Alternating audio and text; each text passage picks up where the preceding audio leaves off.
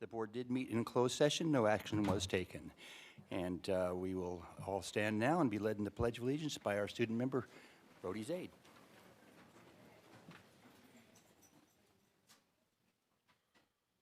Ready, begin. I pledge allegiance to the flag of the United States of America and to the republic for which it stands, one nation, under God, indivisible, with liberty and justice for all.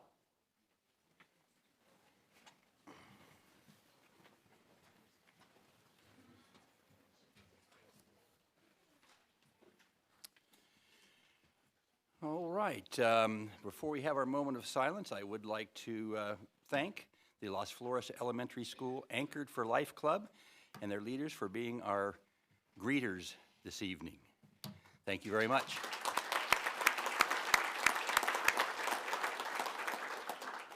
And we will now observe a moment of silence.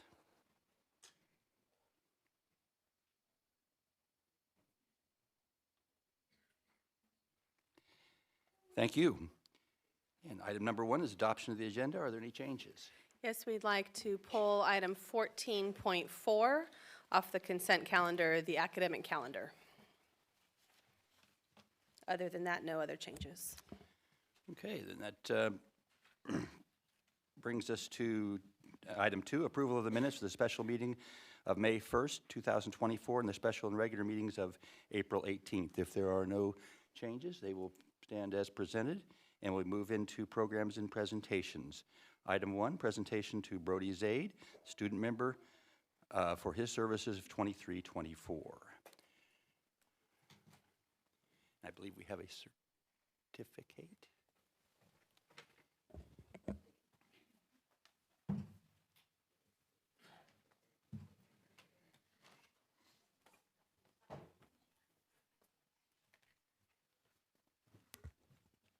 Brody, if you'd like to join us at the podium. I wasn't sure if I had to or not. Oh, okay, should we do that? Okay. We're going to move center so everybody can see you front and center, okay, bud?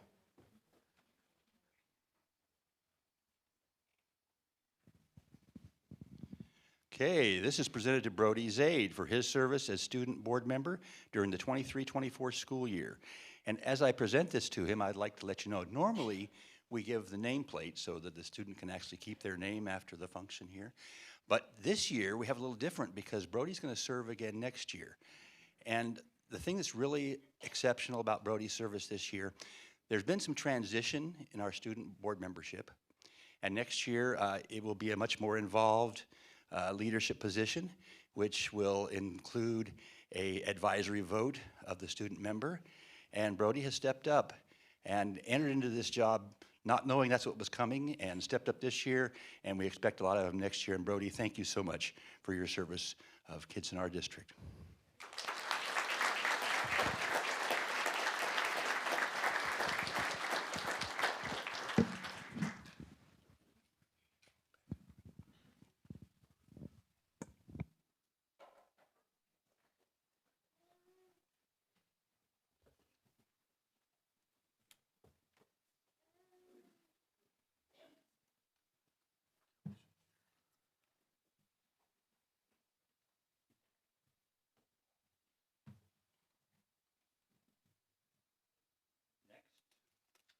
We will turn the microphone on. Next, we'll have the presentation of the annual Sierra Sands Rose Award in recognition of outstanding parent and community volunteers.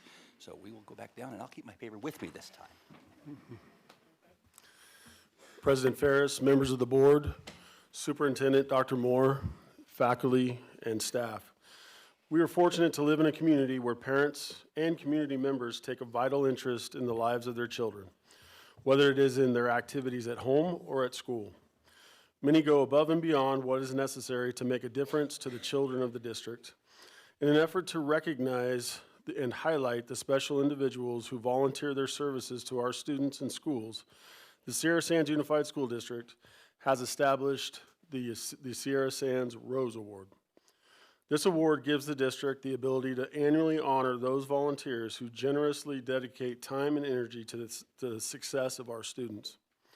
Principals from district schools will join President Ferris and Superintendent Moore in a presentation of the annual Sierra Sands Rose Awards in recognition of those parents and community members who are most generous in their support of the schools in the Sierra Sands Unified School District.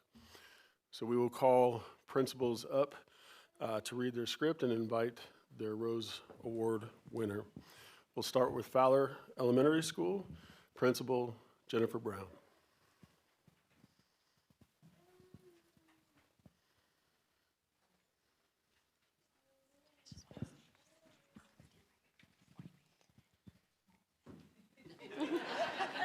I'll feel better. All right, Fowler Elementary, Markel Griffin is the Fowler Rose Award recipient. Markel's dedication to volunteering knows no bounds as our current PTO president. From organizing fundraisers to planning staff luncheons, her commitment to our students and staff is unparalleled. She goes above and beyond to ensure that our campus is safe, clean, and fun. Through her tireless efforts, she fosters a sense of belonging and unity among parents, teachers, and students alike. Her infectious positivity and unwavering kindness create a ripple effect, inspiring others to get involved in our PTO and make a difference. We are profoundly grateful for her selflessness, her compassion, and her unwavering dedication to making our school a better place for everyone. And Markel, you get to come up.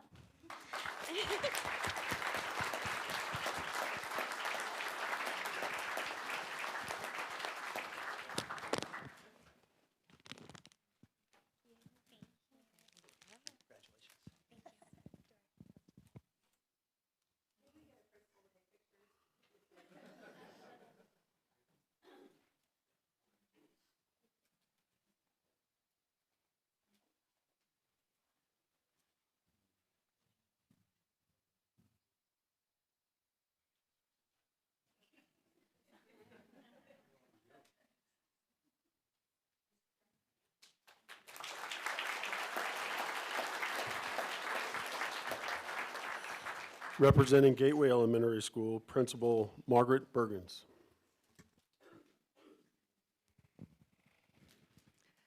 The recipient of this year's Rose Award for Gateway Elementary School is Christopher. Thank you. Come on up, Christopher.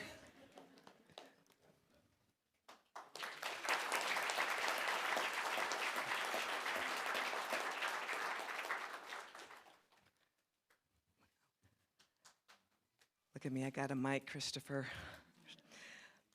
Mr. Christopher Woodeke.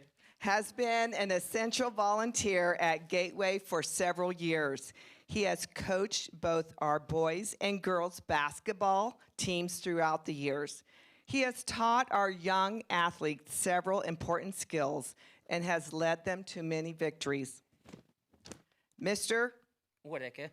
has also volunteered for many other important events at Gateway, including Junior Olympics, field trips, and classroom events. He is a dedicated coach and a parent volunteer. He has 4 children that he has done all of the field trips with. Gateway is lucky to have such a devoted support at our school for many, many years. We look forward to your continued support at our Gateway Elementary. Thank you for all you do, Mr. Huerke.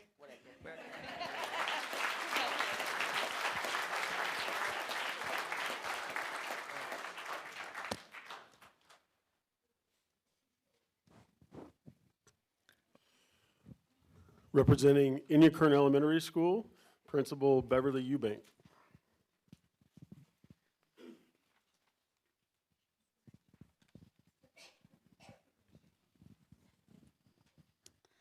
I am pleased to introduce Ms. Laura Vitale as Inyakern Elementary's Rose Award recipient.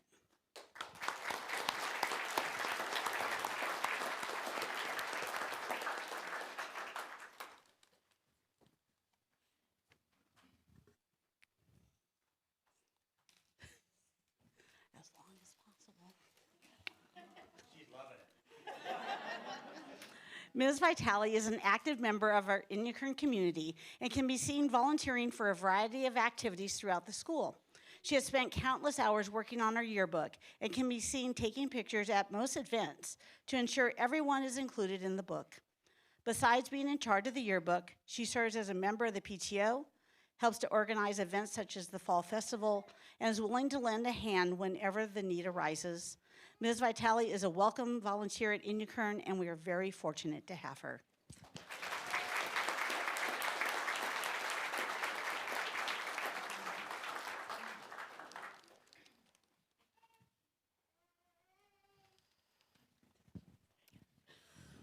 From Los Flores Elementary School, Principal Sarah Tate.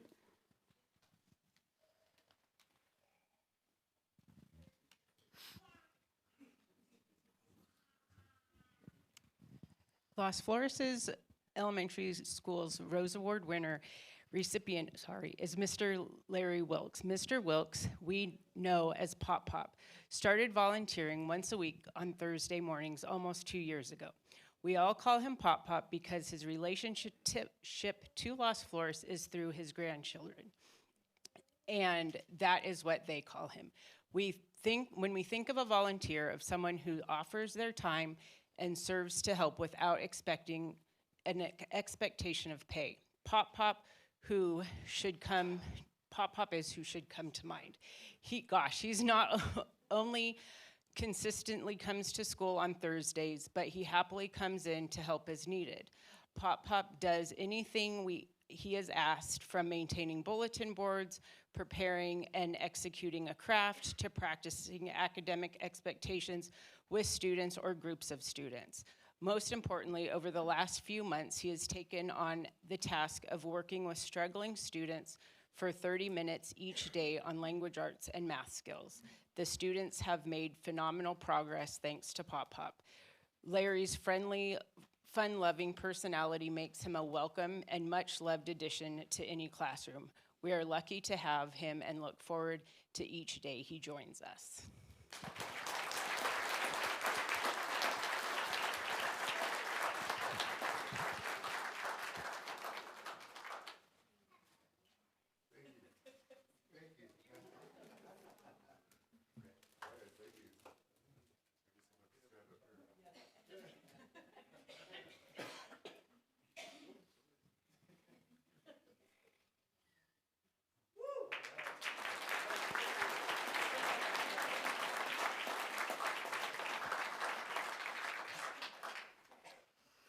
Representing Pierce Elementary School, Jessica Kurtz.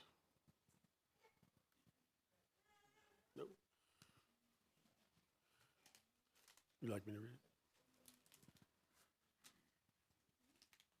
I'll go ahead and read the script then. The Pierce Elementary School Rose Award recipient is Brianna Wright.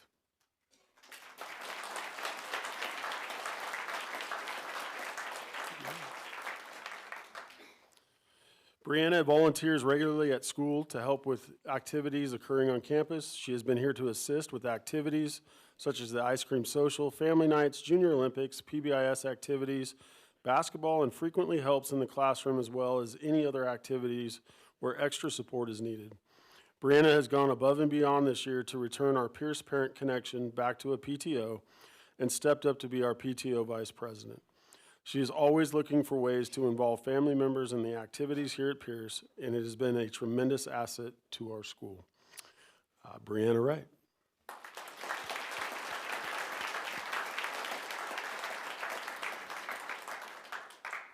Representing Richmond Elementary School, Principal Michael Yancey.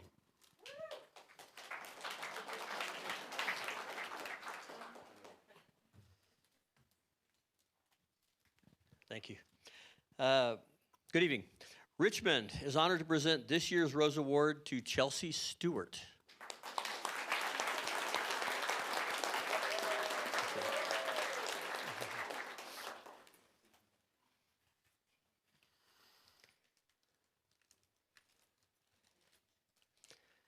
Chelsea has served on our PTO for several years and is a current co-president of our PTO for this school year. She helps lead this organization in numerous fundraising projects and staff support events for our whole school. Chelsea is co-publisher of our yearbook this year and helps fill in when our front office needs extra help. She comes to our school every afternoon to help wherever she can with our dismissal. Chelsea is also one of our 5th grade basketball coaches and spends numerous hours after school helping both our boys and girls teams with this important program. She not only helps the students learn basketball skills, but also helps them learn sportsmanship and kindness. Chelsea is always upbeat and positive and very encouraging about everything she is involved in. She is not one to seek praise for her ideas or service. She just does it for the love of helping others. I'm incredibly grateful for all the work she has done for our PTO, basketball team, and for our school this year. Chelsea stands as a testament to the power of selflessness and the profound impact one individual can have on an entire school. Her legacy will continue to inspire and uplift for years to come, leaving an indelible mark on the hearts and minds of all who have had the privilege of knowing her. We are extremely grateful for the tremendous dedication that Chelsea has shown to Richmond students and are proud to recognize her many contributions with the presentation of the Rose Award as the Richmond Elementary School Volunteer of the Year.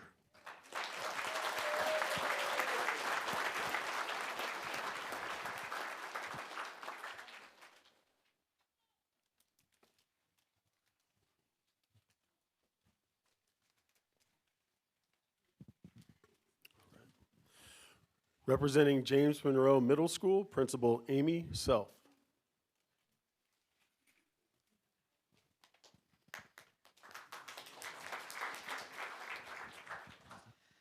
The James Monroe Middle School Rose Award recipient is Amanda Martinez.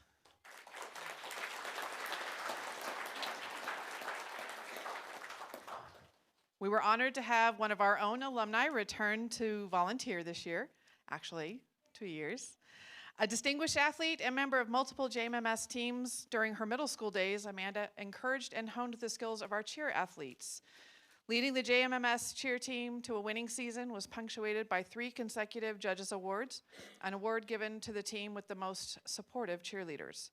Coach Amanda pushes her cheerleaders to be the best, and that has included them rising up and supporting those around them, including their competition.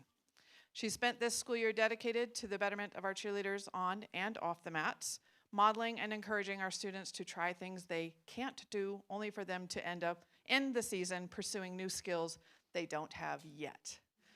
James Monroe Middle School is honored to give this year's Rose Award to our former student, coach, and friend, Amanda Martinez.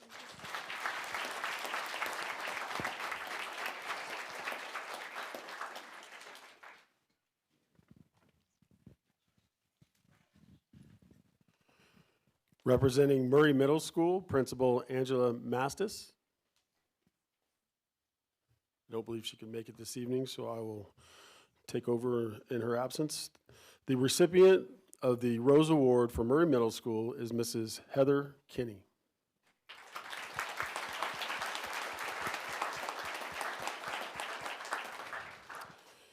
The Rose Award recipient, Heather Kinney, is in recognition of her great work as a parent volunteer in the capacity of PTSO president, volunteer for our site, and in running the PTSO office during lunches and special events.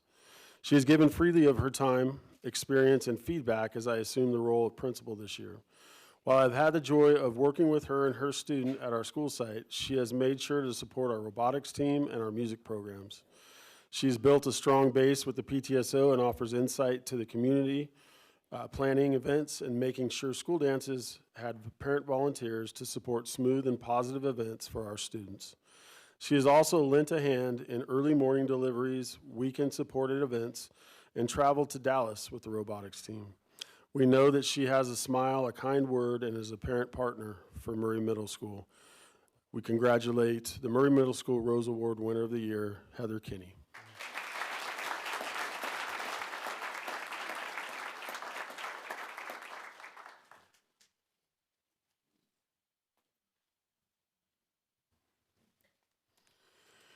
Representing Burroughs High School, Assistant Principal, Mr. Chris Osterman.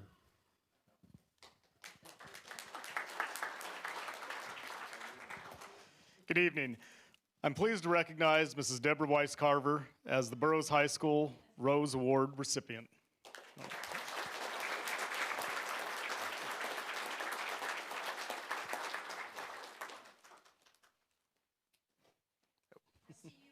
Yes. Yes, you do. Always.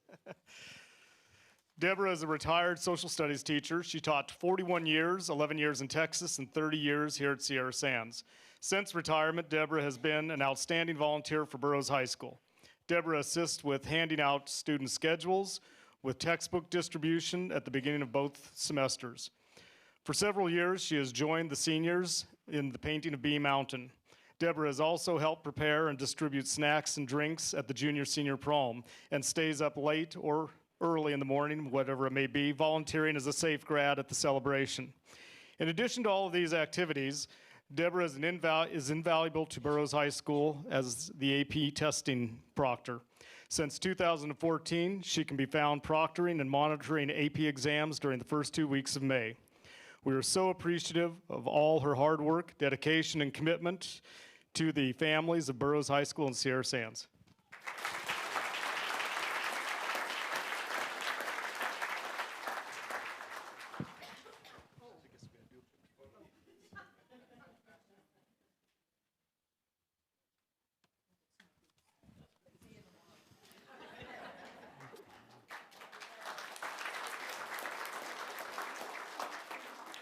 Mrs. Weiscarver was also my 8th grade history teacher at James Monroe. A B plus. I got a B plus, and it was A minus work. Representing Mesquite High School, Principal John Cosner.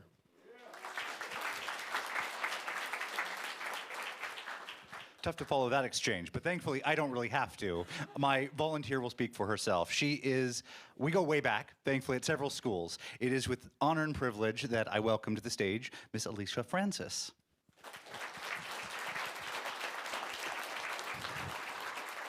I was going to announce her name at the end so she didn't have to stand up here, but I love her so much I wanted to torture her some more, so I invited her first.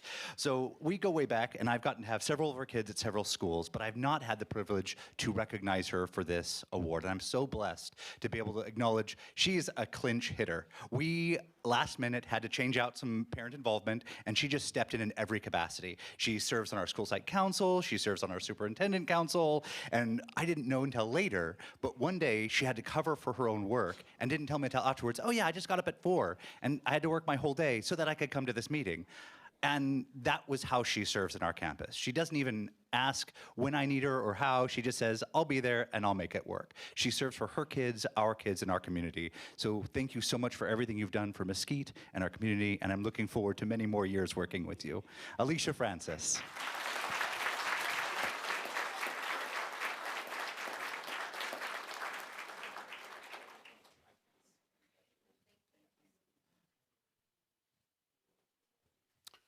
That concludes the Rose Award presentations.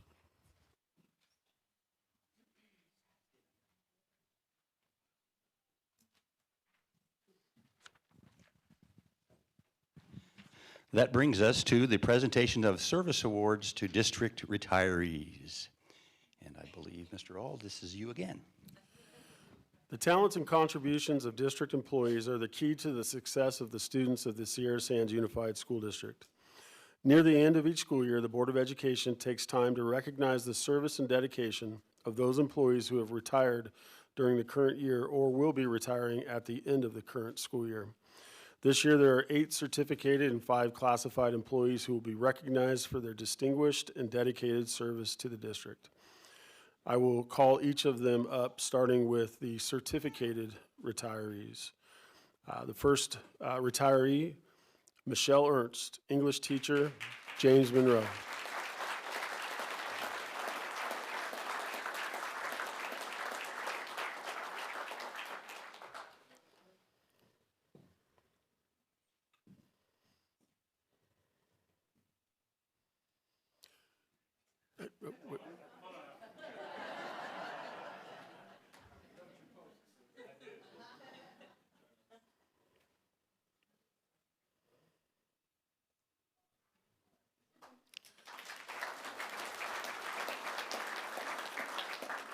By the way, I'm reading their current assignment. Many of the retirees had multiple assignments throughout their career. Ellen Marie Canejans, social science teacher, Mesquite High School.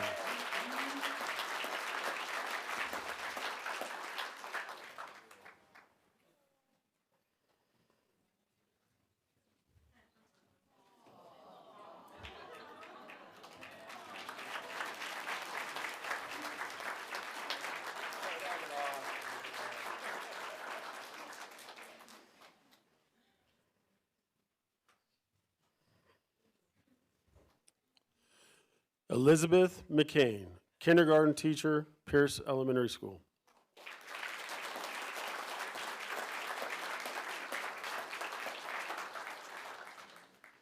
I believe she had a conflict and couldn't make it.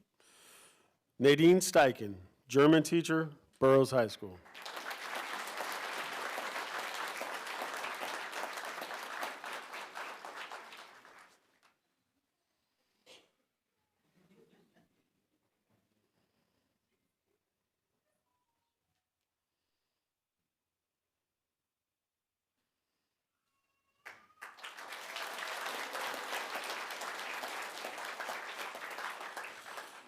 Virginia Weiss, second grade teacher, Pierce Elementary School.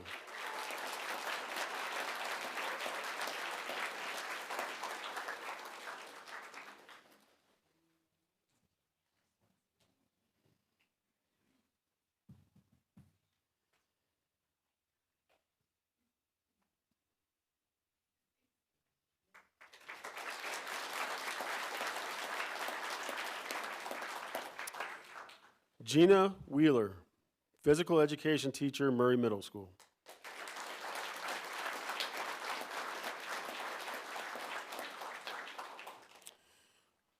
Susan Wood, kindergarten teacher, Richmond Elementary School.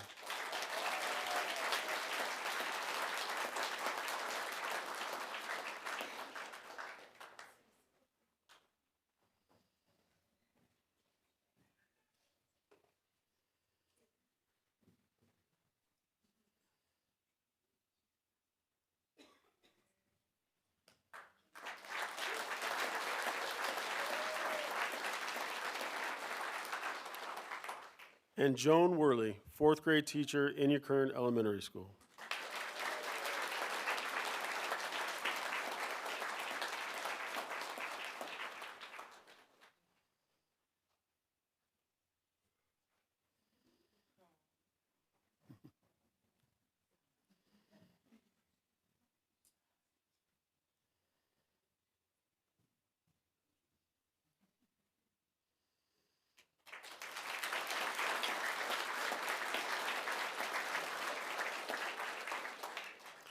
Now moving to our classified retirees. Marie Andrews, school bus driver, transportation.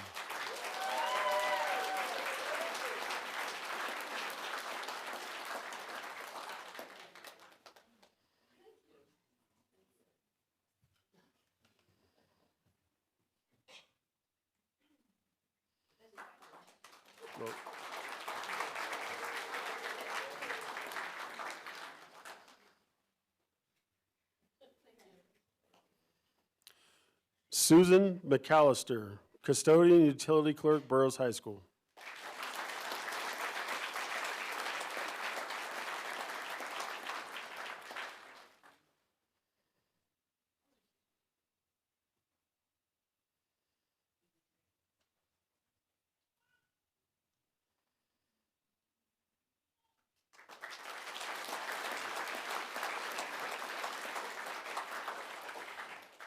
Lori McGuire, chief financial officer, business office at the district.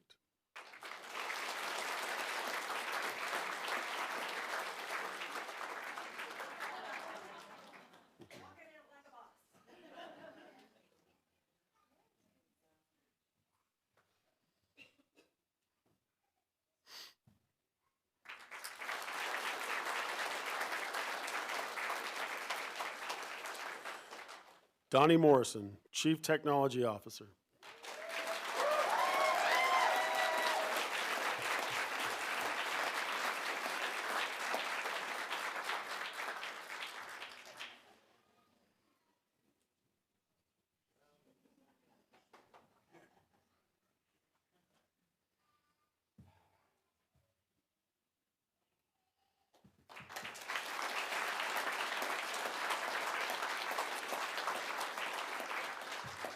And Diane Naslin, Secretary to the Superintendent.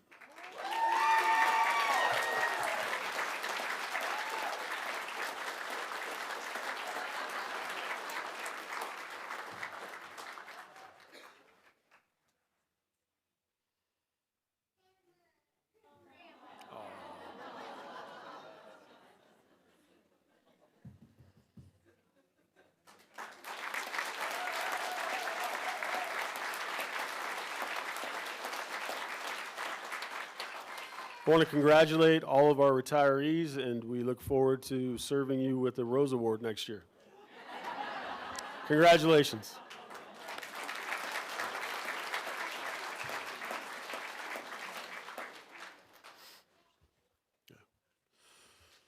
The academic mission of our district depends on the dedication of employees who choose to make their careers here.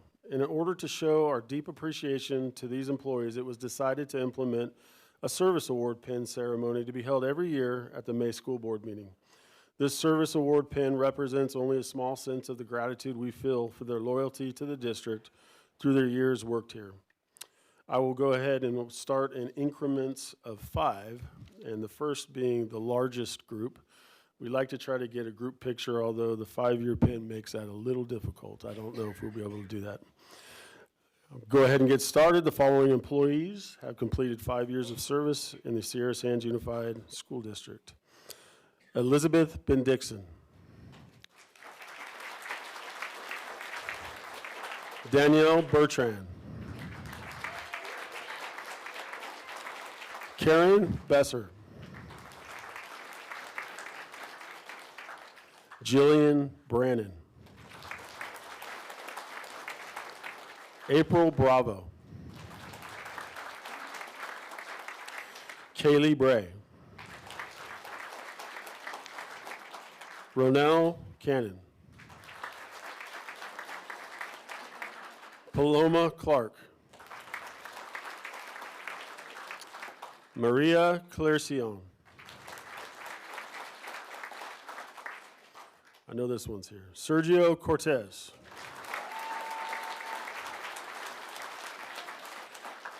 Caroline Delucci. Jacqueline DeYoung. Rosemary Duffy. Juliet Dunn. Tatiana Edwards.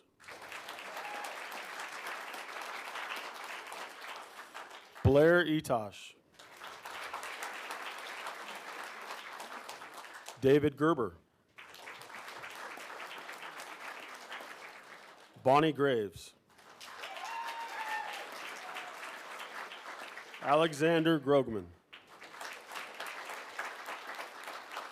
Rocio Gutierrez. Laura Herbert. John Hill. Brandon Hoffman. Arnica Hopkins. Nicole Irizarry. Sam Johnson. Ruby Hoya. Ryan Kaufman. Diane Klein. Wendy Copel. Charlotte Coima. Emily Coleman.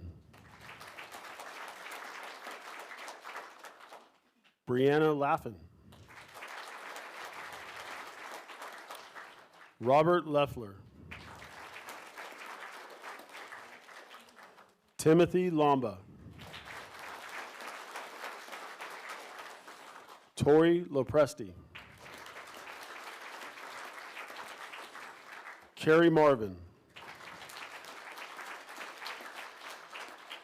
Greg McAllister. Gina McCollum. Andrea Miller. Melissa Naslin. Andrea Palma. Adriana Pennybaker.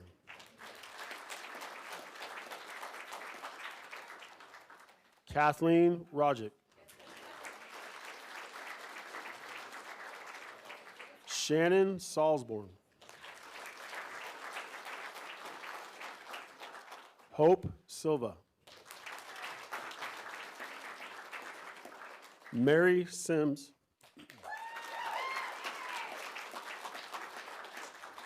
Katerina Soto. Aaliyah Washington.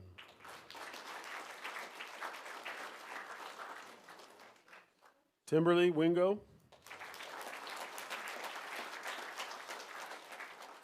Christopher Wood. Sindlewood. And finally, Joshua Zeno.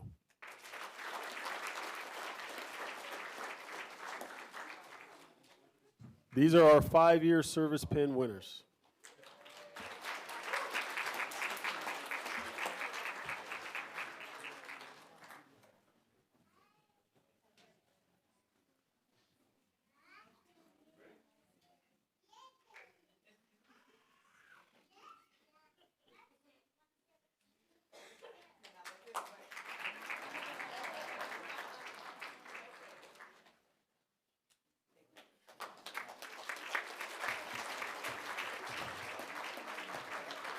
Congratulations.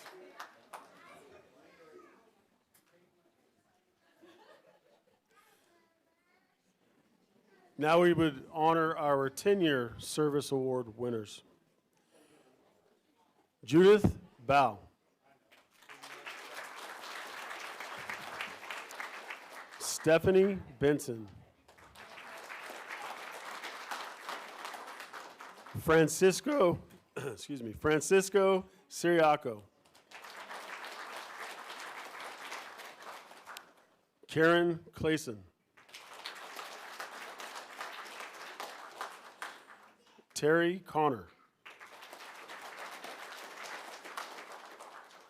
Andrea Lind.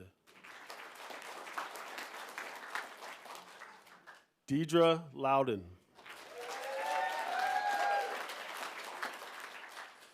Renee Metz. Kimberly Moline. Jana Pierce. Lori Perry. Anthony Placencia.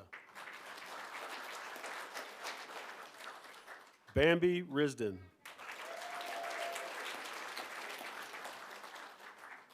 Jennifer Schultz. Andrew Smosna. Sarah Tate.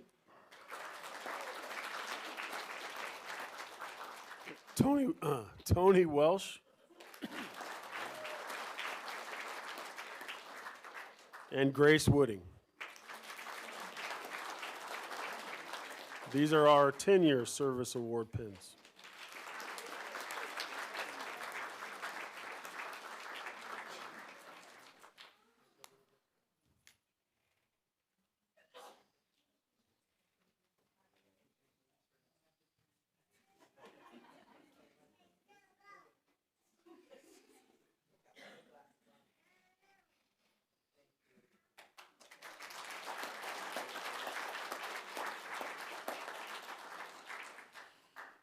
Our 15-year service award pin, Dorothy McBrough.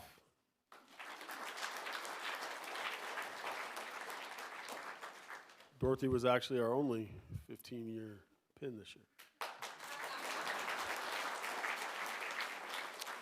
All right, 20 years. Connie Abshire. Lisa Castillo. Marletta Dawson. Michelle Ernst.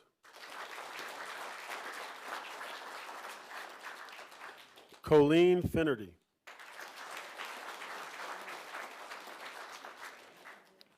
Holly Hodgson. Teresa Hu.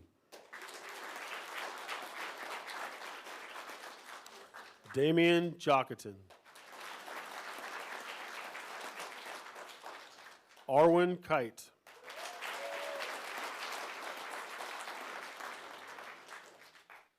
Catherine McCoy.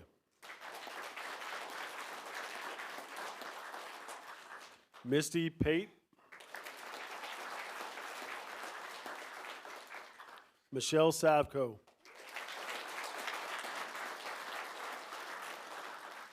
Patrice Wade.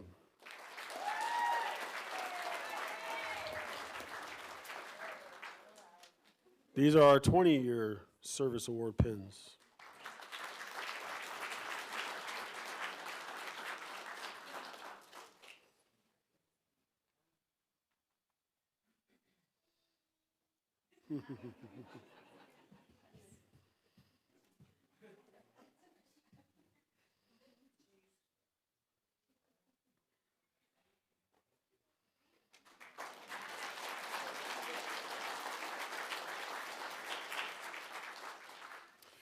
Now for our 25 years of service pins. Tracy Freeze.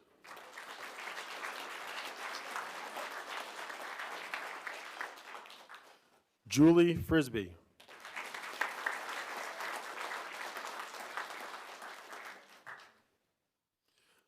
This one might be an error. I don't think this is right. Ellen Marie Canehans? Yeah? Oh, okay.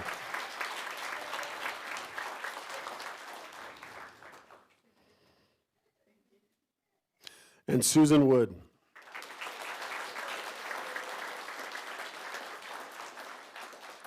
These are our 25-year service pin awards.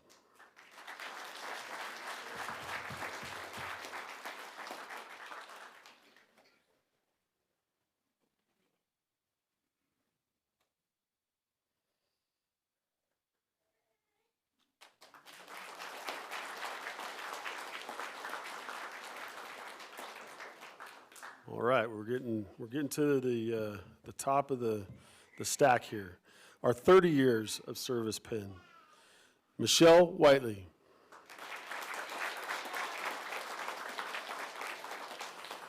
And Robin Zern. All right. 35 years of service. Terry Cleveland.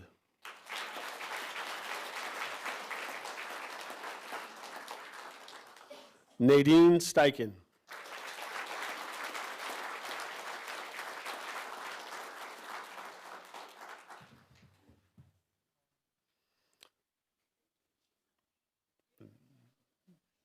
That's good.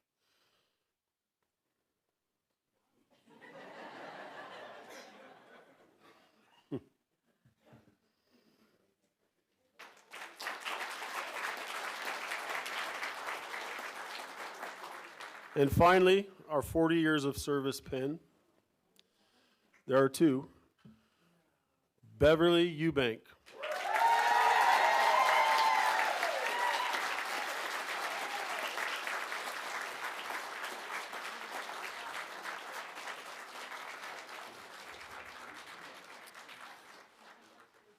And it's very unfortunate that the other award winner couldn't be here because her and Bev are actually very, very close friends.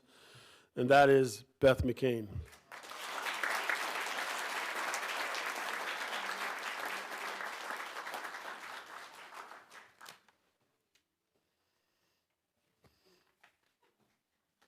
This concludes our service pin recognition. Thank you. We will now recess to the foyer for a few minutes of congratulatory remarks that you can make To your friends and honorees, thank you so much for being here, everyone, to honor these fine folks.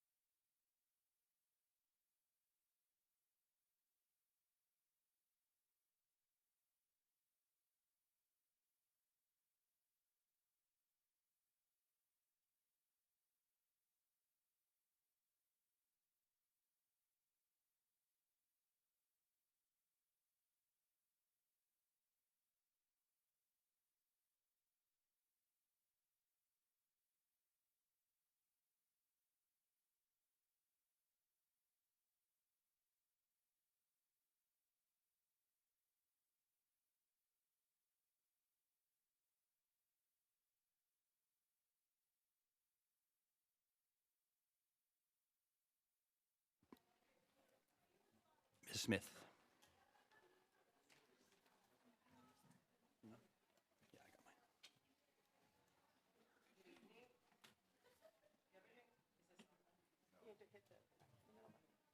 Oh, excuse me, good evening. So Government Code Section 4217.12 authorizes a school district to enter into an energy services contract if its governing board determines at a regularly scheduled public meeting that the anticipated cost to the public agency for the energy under the contract will be less than the cost to the public agency for the energy in the absence of the contract. In order to do so, the board must conduct a properly noticed public hearing at a regularly scheduled meeting for public comment to be received in regard to the intent to authorize and approve the energy services contract. It is recommended that the board conduct a public hearing on the intent to authorize and approve an energy services contract with Luminace as presented. We will call for the public hearing. Hearing no one, we will close the public hearing. Thank you so much. That brings us to item 6, reports and communications. We will start with the student members report. Brody. From Murray Middle School. We are approaching the end of the year at Murray, and our school is working hard with state testing currently going on. And we are focusing daily on the success of our students in all classes. Students are working to be on time, ready for testing, and aiming high as the end of the school year quickly approaches. We have prepared to support a strong testing block with being on time with our laptops charged and ready to show our success. As we get through the testing blocks, we have had drawings for raffles and meeting our goals and making the mark to succeed for all our students. At the end of the day, it has been great to see kids have surprises and get a high five for their accomplishments. Promotion is on the horizon. 8th grade students will be going on the 28th of May for a movie trip to Ridgecrest Cinemas. Promotion practice will be on the 29th at Kern McGee, and finally celebrating our students promoting from 8th grade. We are excited to have our students start the next path of their educational career at Burroughs High School and become the next freshman class. As we look ahead, ASB elections are going on, preparing for end-of-year events with our sports banquet with players and parents, 5th and 7th grade award celebrations, recognitions of department awards for students, and 8th grade achievement awards. We just had our annual spring band, orchestra, and choir concerts this week. We welcome parents, teachers, administrators, and Dr. Moore to our evening program. Our orchestra traveled to Disneyland and participated in their tradition of recording and reading sight music under the direction of Mrs. Olinger. Robotics had a successful year with ending on a high note, attending the World's competition, and of course sharing that the best meal they had was the Texas barbecue. A new event and hopefully a continuing experience will be having therapy dogs on campus the last week of school to support our students and continue to develop a positive, caring culture with capturing kids' hearts.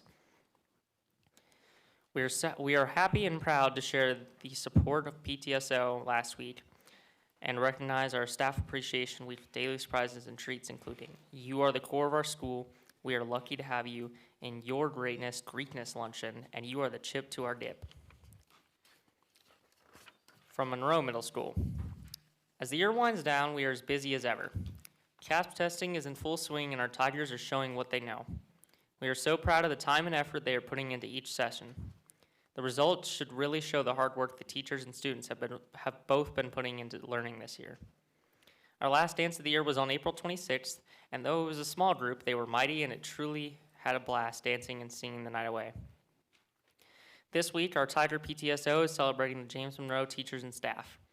They have something planned each day to spread the love, ending with a luncheon on Friday.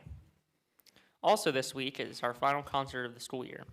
Spring concert was Wednesday and showcased all of the musical talents and growth of our band, choir, and orchestra. It is always so fantastic to hear them play and see how far they have come over the year. Their shyness has turned into excitement to share the gift with everyone present. On Friday, this group of musicians was able to hear a special presentation from the Desert Community Orchestra. They loved the music and education provided by Director Martinez and the orchestra. Sharing this music with the young people in our community is so important. We are glad to be a part of it. Now just to move through the last few weeks into the summer. We will finish up testing next week with our 8th graders completing the science cast and catching any makeups that need to be done. And then it will be celebration time with awards assemblies, end of the year activities, and promotion for our 8th graders. It has been a truly eventful year. We are lucky to have had the opportunity to share it.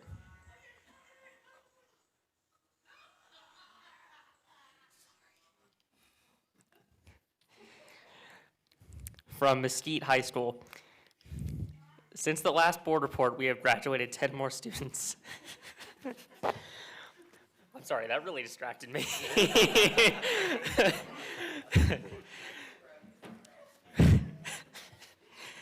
Bringing our total to 33 for the year, and another 9 are slated to graduate in the coming weeks, so we are on track to have our biggest graduating cohort to date. Our CASP testing just finished this week, with the exception of a few makeups. Teachers shared that students have engaged like never before. We are excited to see the results and hope that assessment scores reflect great learning. Over the last several weeks, students have gotten I don't know why my mind is stuck on that. We wanted But it you to go out is. with a bang, Brody. Over the last several weeks, students have gotten to participate in spirit days ranging from I need a second. Get some water.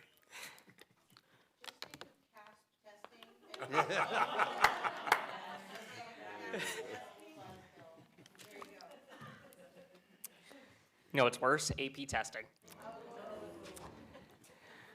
Over the last several weeks, students have gotten to participate in spirit days ranging from anything but a backpack, Wild West versus West Coast, to monochrome.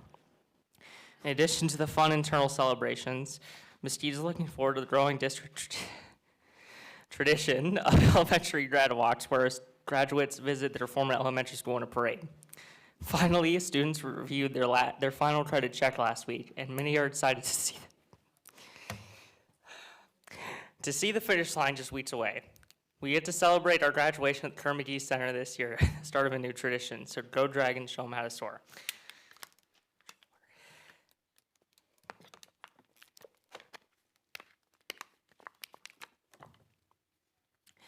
And from Burroughs High School. As we approach the end of the 2023-2024 school year, Burroughs is closing out strong. We have had many great activities since the last meeting, and we have a few more before the year closes out. On April 27th, our juniors and seniors and their guests were able to dance the night away at our annual prom. Many people came and enjoyed the attractions, including casino-style game room, 360 photo booth, and great snacks and drinks. We also had a great turnout for spring dodgeball with 14 teams participating in the tournament. Ultimately, the no-fly zone came out on top, so congratulations to them and to all the participating teams. Our spring sports have been closing down their seasons. We've had many athletes receive high honors in league, and I had some of our great spring athletes go to CIF competition to finish their seasons. Zion Ortiz set a new school record for the mile at 4 minutes and 13 seconds, and Julian Bouchon broke the high jump record at 14 feet and 1 inch. The past month has been focused on our visual and performing arts programs. Our music programs have had several concerts in the last month and will keep performing throughout May. Drumline performed their show Overtime at the gym on the 1st in their annual showcase. Mrs. Arietta's film production students had their spring project shown at the Ridgecrest Cinema on the 10th, 11th, and 12th. The student art show was held on the 14th through today. Yearbook is holding its annual extravaganza on May 23rd. The library had a book fair between the 29th of April and the 3rd of this month. We had several students win great prizes for purchasing books or winning raffle tickets. We've had a few interesting spirit days this month. On the 3rd, we had workout day. On the 10th, we had teacher look-alike day. And next week, on the 23rd, we will have our last spirit day of the year, college and career day. Friends of Rachel has been holding a coin war between English classes to raise money for UNICEF. The Gray Outdoors Club has started competing and submitting scores to the high school league, as well as going to 5-star competitions. Students enrolled in AP courses have been working hard to get a 3 or higher on their tests. With finals on the way in 2 weeks and the last day of school 2 weeks from today, students are finishing their school years. Speaking of that, seniors have many events before they graduate. There was an award luncheon recognizing seniors for exemplary academics and athletics. Next Monday, seniors will travel to elementary schools and participate in a graduation parade at each school. Also on Monday, there is an awards ceremony where seniors will receive scholarships for use for their continuing education. May 24th, the seniors will go to the Oasis Pool on the China Lake Naval Weapons Center for the senior celebration. May 31st is graduation, and everyone is really excited and looking forward to it.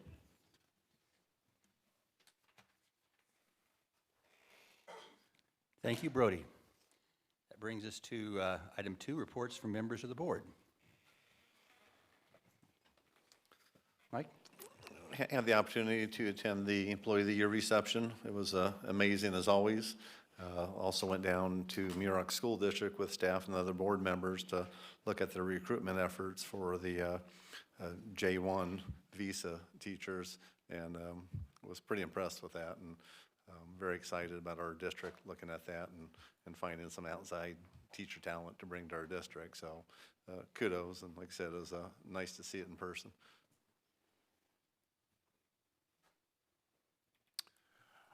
Last night I got to attend the BHS orchestra that Ms. Peterson put on, and was very impressed by that. And also was able to go to the art show over at the PAC Center, and man, I didn't know, but Miss Weaver, that's all I know her name on her art project, that Kaylee Weaver, that person can draw. That was very impressed, so I enjoyed that. So I guess I just want to echo some of the, it's a wonderful time of year, of course, and we're winding down, and it's really nice to be able to recognize people like the Employee of the Year, and like we did this evening, for their hard work and for the dedication to our kids and our community. It's exciting to be a part of it and recognize also the culmination of kids in their, like was mentioned, the art show was pretty darn impressive. The music presentations that are going on. It's just fabulous to see what our kids are doing as they are growing and what contributions all of our staff are making to their lives. It's important work, and it's just appreciated, everybody's role in that. Anybody else? So Kurt and I will be attending the Delegate Assembly this weekend in Sacramento, and I will also be attending the California School Boards Association Board of Directors meeting tomorrow morning. If we can make this meeting quick tonight, it would be nice, because I'm driving to Sacramento after it, so let's move right along. Anything other you want to say, Kurt? So I may hand off to Kurt in the middle of the evening if he gets too long-winded. That brings us to the superintendent's report. All right, so I'm going to share just briefly, and then I'm going to actually go down and present a State of the District address. So just briefly on enrollment, it did hold strong this year, 5,028 as of month 8, which is up 2 from this time last year. So really pleased by that steady enrollment and overall attendance holding at 90%. So that diligent work of our staff and our families of keeping kids in school is working, and we have more to do, but we're pleased with the efforts and our results. We also have many awards and achievements, athletic awards, and Brody mentioned several of them. On the board agenda, I have actually attached a lengthy list, and it keeps growing each day, so I wouldn't say a complete list, but it is a comprehensive list. And I did want to just highlight a couple of those in addition to what Brody called out. But Burroughs High School team, I'm going to say because it's a team award, received the Citrus Belt Area Athletic Directors Association Sportsmanship Award for the 2023-24 athletic seasons. And so I just want to congratulate interim athletic director Doug Hayes, the athletes and coaching staff, because that is a prestigious award that was earned based on that culmination and accumulation of our performance. Had the opportunity to attend the awards lunch at Burroughs for the athletic awards and the academic awards, and many of those students will have received it at subsequent events and will also receive some of those at the senior awards night. And there are additional banquets, so many happened this week and some still to come. So for the complete list, go ahead and take a look at the attachment. I'll hold it there, and I'm going to step into the State of the District.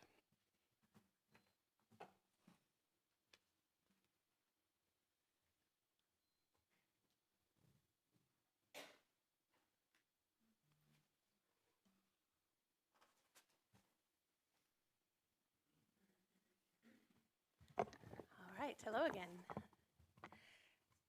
Okay. So I've titled this, can you hear me okay? I've titled this presentation Rebound, Reimagine, and Rebuild. And I'll just remind us of where we started at the beginning of the year together and give some quick updates on what we've accomplished so far this year. And when I say we, it's an entire team. It's your vision.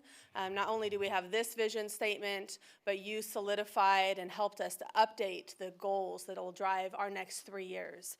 And so these accomplishments are due to your leadership and due to the hard work of amazing staff, including our cabinet principals, teachers, classified staff, families, and students.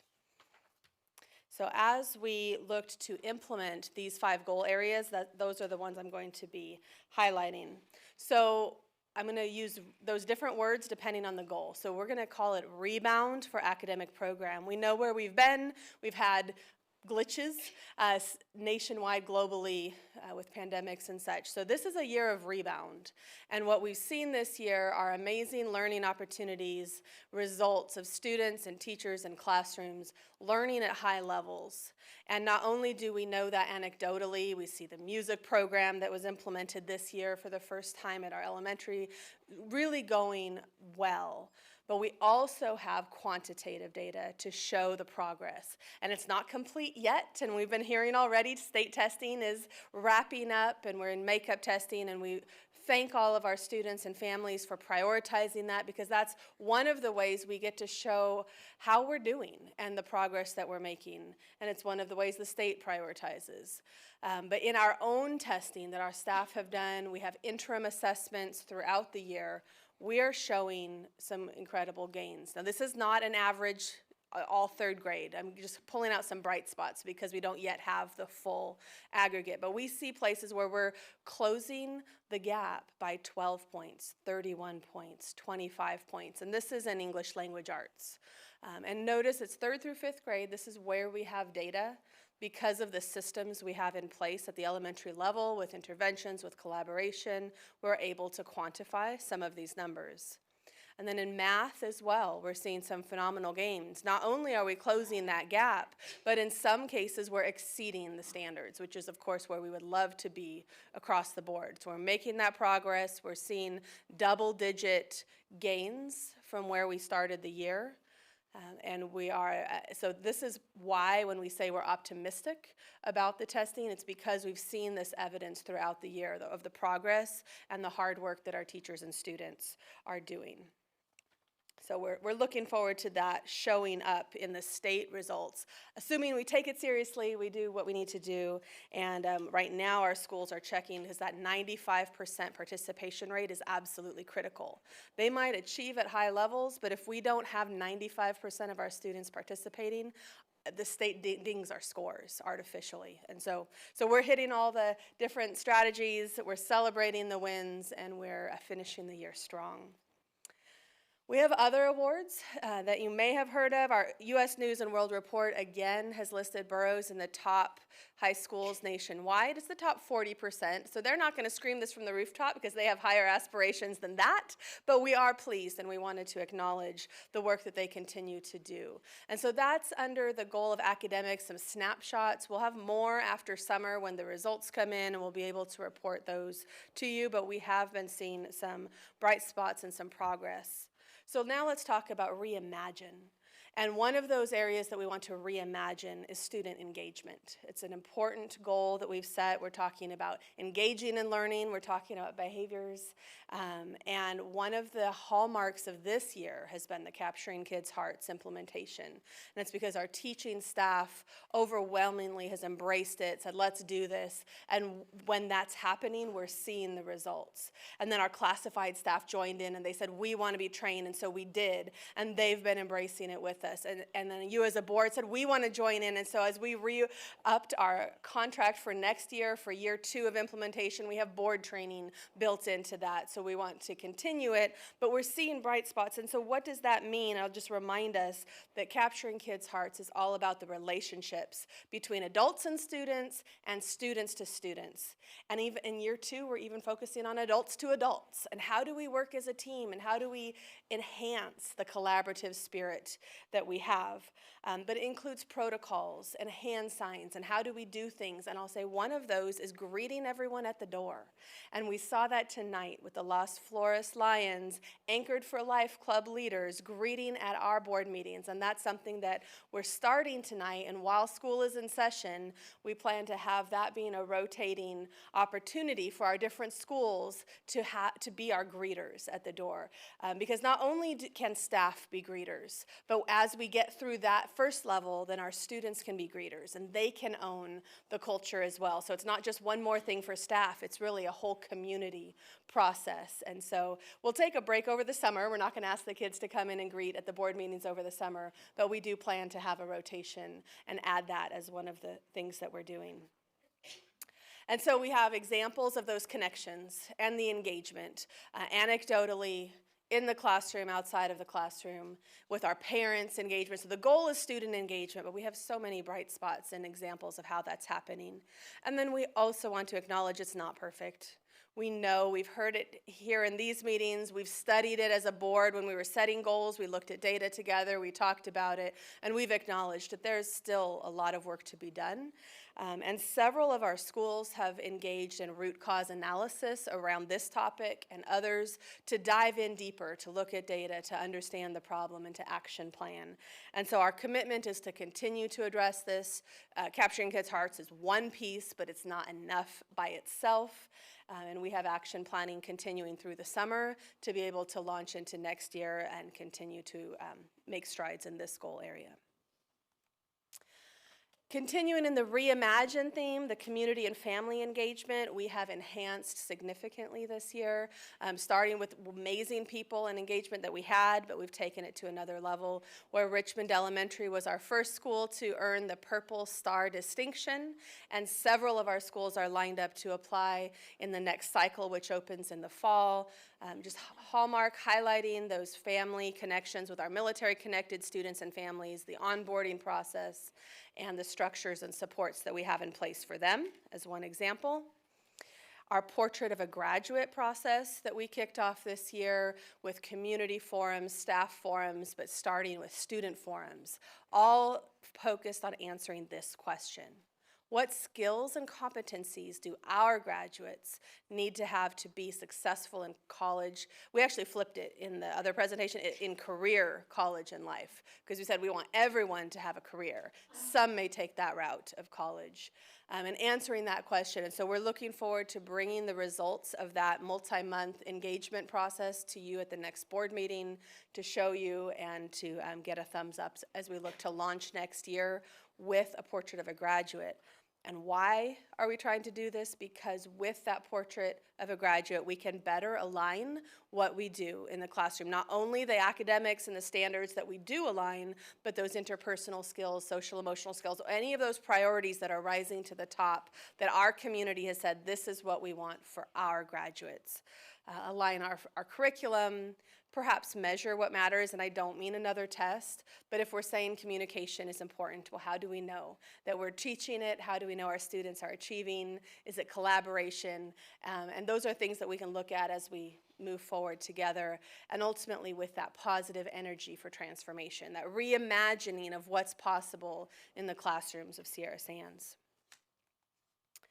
And then rebuild, and I have two parts of rebuild. One is figurative. It's rebuilding as we look at effective instruction and leadership. This goal is our staff. It's building our capacity, but it's also building the actual humans. Do we have enough staff? We know we have been short-staffed.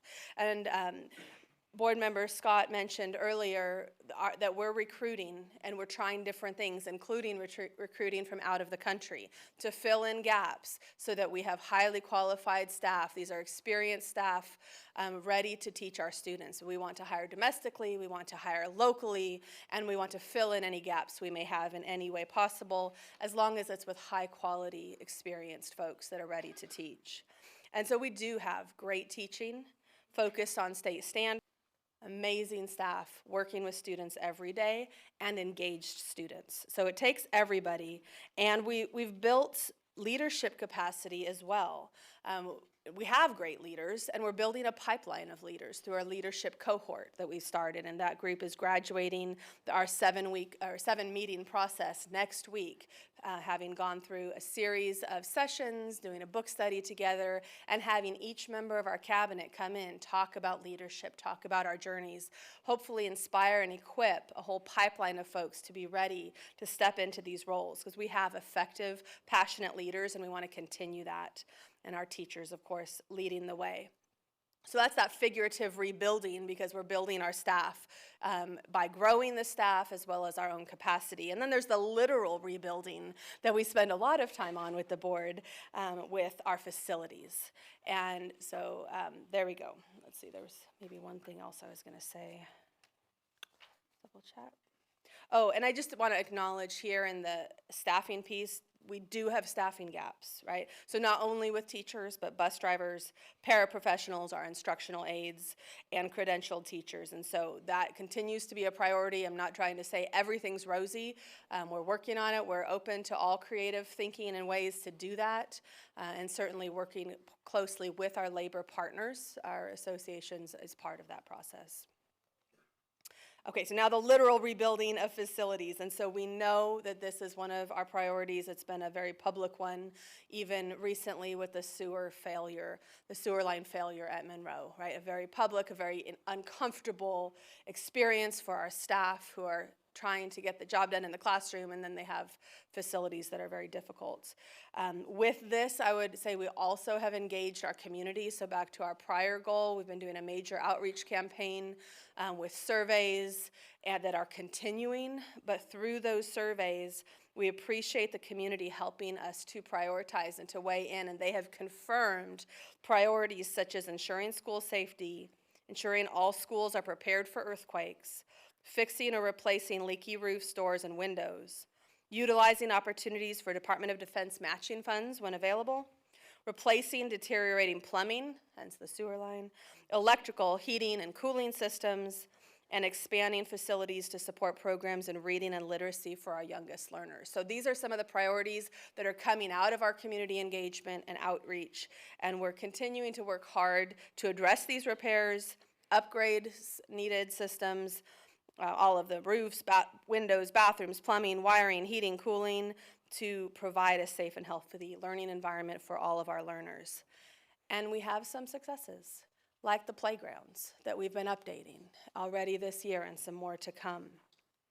The new school that's being built at Richmond that we had the chance to tour recently, paid 80% by the Department of Defense. So we're paying that 20 cents on the dollar to get this brand new school. And then, of course, our facilities condition assessment that we know very well with the facilities that are failing and are at their end of life. And so I won't belabor this very much, but we know that the components include the entire facilities master plan timeline that gets us through fall of 2029 with the closure of Monroe, the opening of the new Richmond campus, the rebuilding of a new Vuig, updating and modernizing Pierce, and reorganizing in the process the grade level configurations and some of our magnet schools. So this is all very much leading into next year. Will continue to be a priority and a collaborative project, but wanted to remind us and acknowledge that. And of course, this is where we are in this massive timeline, is right in June, almost, knocking at June's door, graduation coming. So we have a lot of that ahead of us, and next year is going to be a critical piece of moving forward together. So that's a snapshot in each of those goal areas that you've set for us. Again, I want to thank you for your leadership in setting the vision, setting the goals. Thank our cabinet and leadership team for their work in helping to implement this and activating across our system. Our labor partners with DATA, DAGA, CSEA, amazing site and district staff, parents, families, community, and of course our students, who are why we're here. And with that, I'll just remind everyone we do have social media. We have a myriad of ways of communication, and we are Sierra Sands, and I'm proud to be the superintendent. So thank you very much. Thank you, Dr. Moore. That brings us to item 4, report to the Board of Trustees about the Desert Area Teachers Association.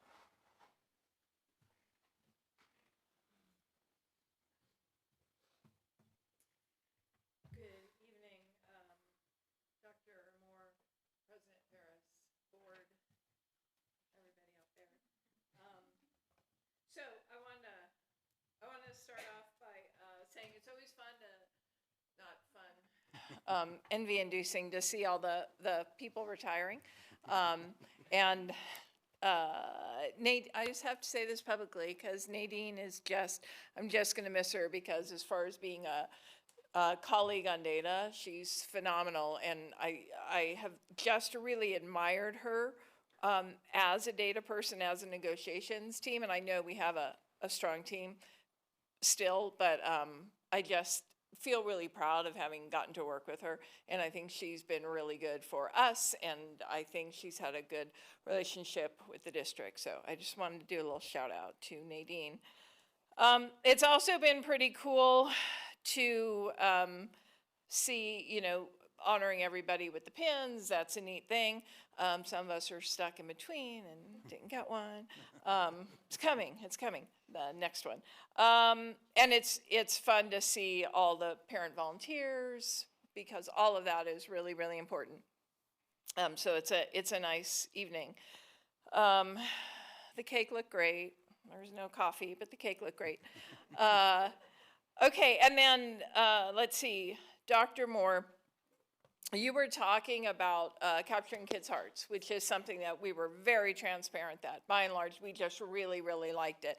And now that we're coming to the end of the year, we're not doing every aspect of it, right? It's the first year, but a lot of us have just really embraced it. And I think that as we maintain it and we continue along, I think we're going to see it's just part of our culture.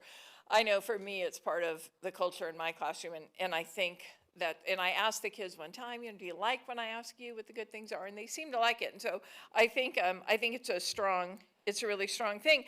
And one of the cool things about the program is kind of flexible, right? They're saying, do what works. But a big component that gets mentioned a lot is greeting at the door. And I just want to point out, and I was going to keep this really upbeat, that you had kids, really cute kids, terrific, energetic, really positive kids greeting us. But it wasn't y'all. And I think it probably wasn't y'all because you feel you're too busy, which you probably are. And I just want to point out, there are days when the teacher saying there to greet the kids is just not going to happen. And I know that capturing kids' hearts, and everyone up here said, do it when you can. But I think there's this idea that it's a super easy thing and that when we don't do it, like somehow we're failing. But I just wanted to point that out. We haven't seen you guys out there greeting us. And so I just want to, but having the kids, that's a really cute thing. I ended up going in and out the door a couple times. I'm like, don't keep celebrating me. It's a cute idea. And then finally, we had, all these teachers who've been here for a really long time, and I mean, a crazy long time, quite a few of them. And then you were talking about, some of our scores going up and boroughs being in the top 40%. I'll take that. But I want to emphasize that as we cheer on these teachers and recognize them, which is a cool thing that happens, just let's remember that if you've been in the classroom for 10 years and 15 years and 20 years, like you're an expert. You're still here and you've learned things. And let's just remember that the experts are the teachers, and let's just you don't have to remember because I'll tell you every month. But I just want to put that out there. And we appreciate that. Well, and we recognize that you recognize us, right? That's not going unnoticed, but I just wanted to say we have some really terrific teachers, and it's been a lovely year. If I'm back in June, I hope I'm not because I'm busy. Then I'll say it, but I probably won't be in June, so this would be my last talk for this year. And it's been a fun year. It's been a pretty normal year, which I probably shouldn't have said. So anyway, thank you, and I'll see you next year. Thank you. That brings us to item 5, report to the Board of Trustees by the California School Employees Association.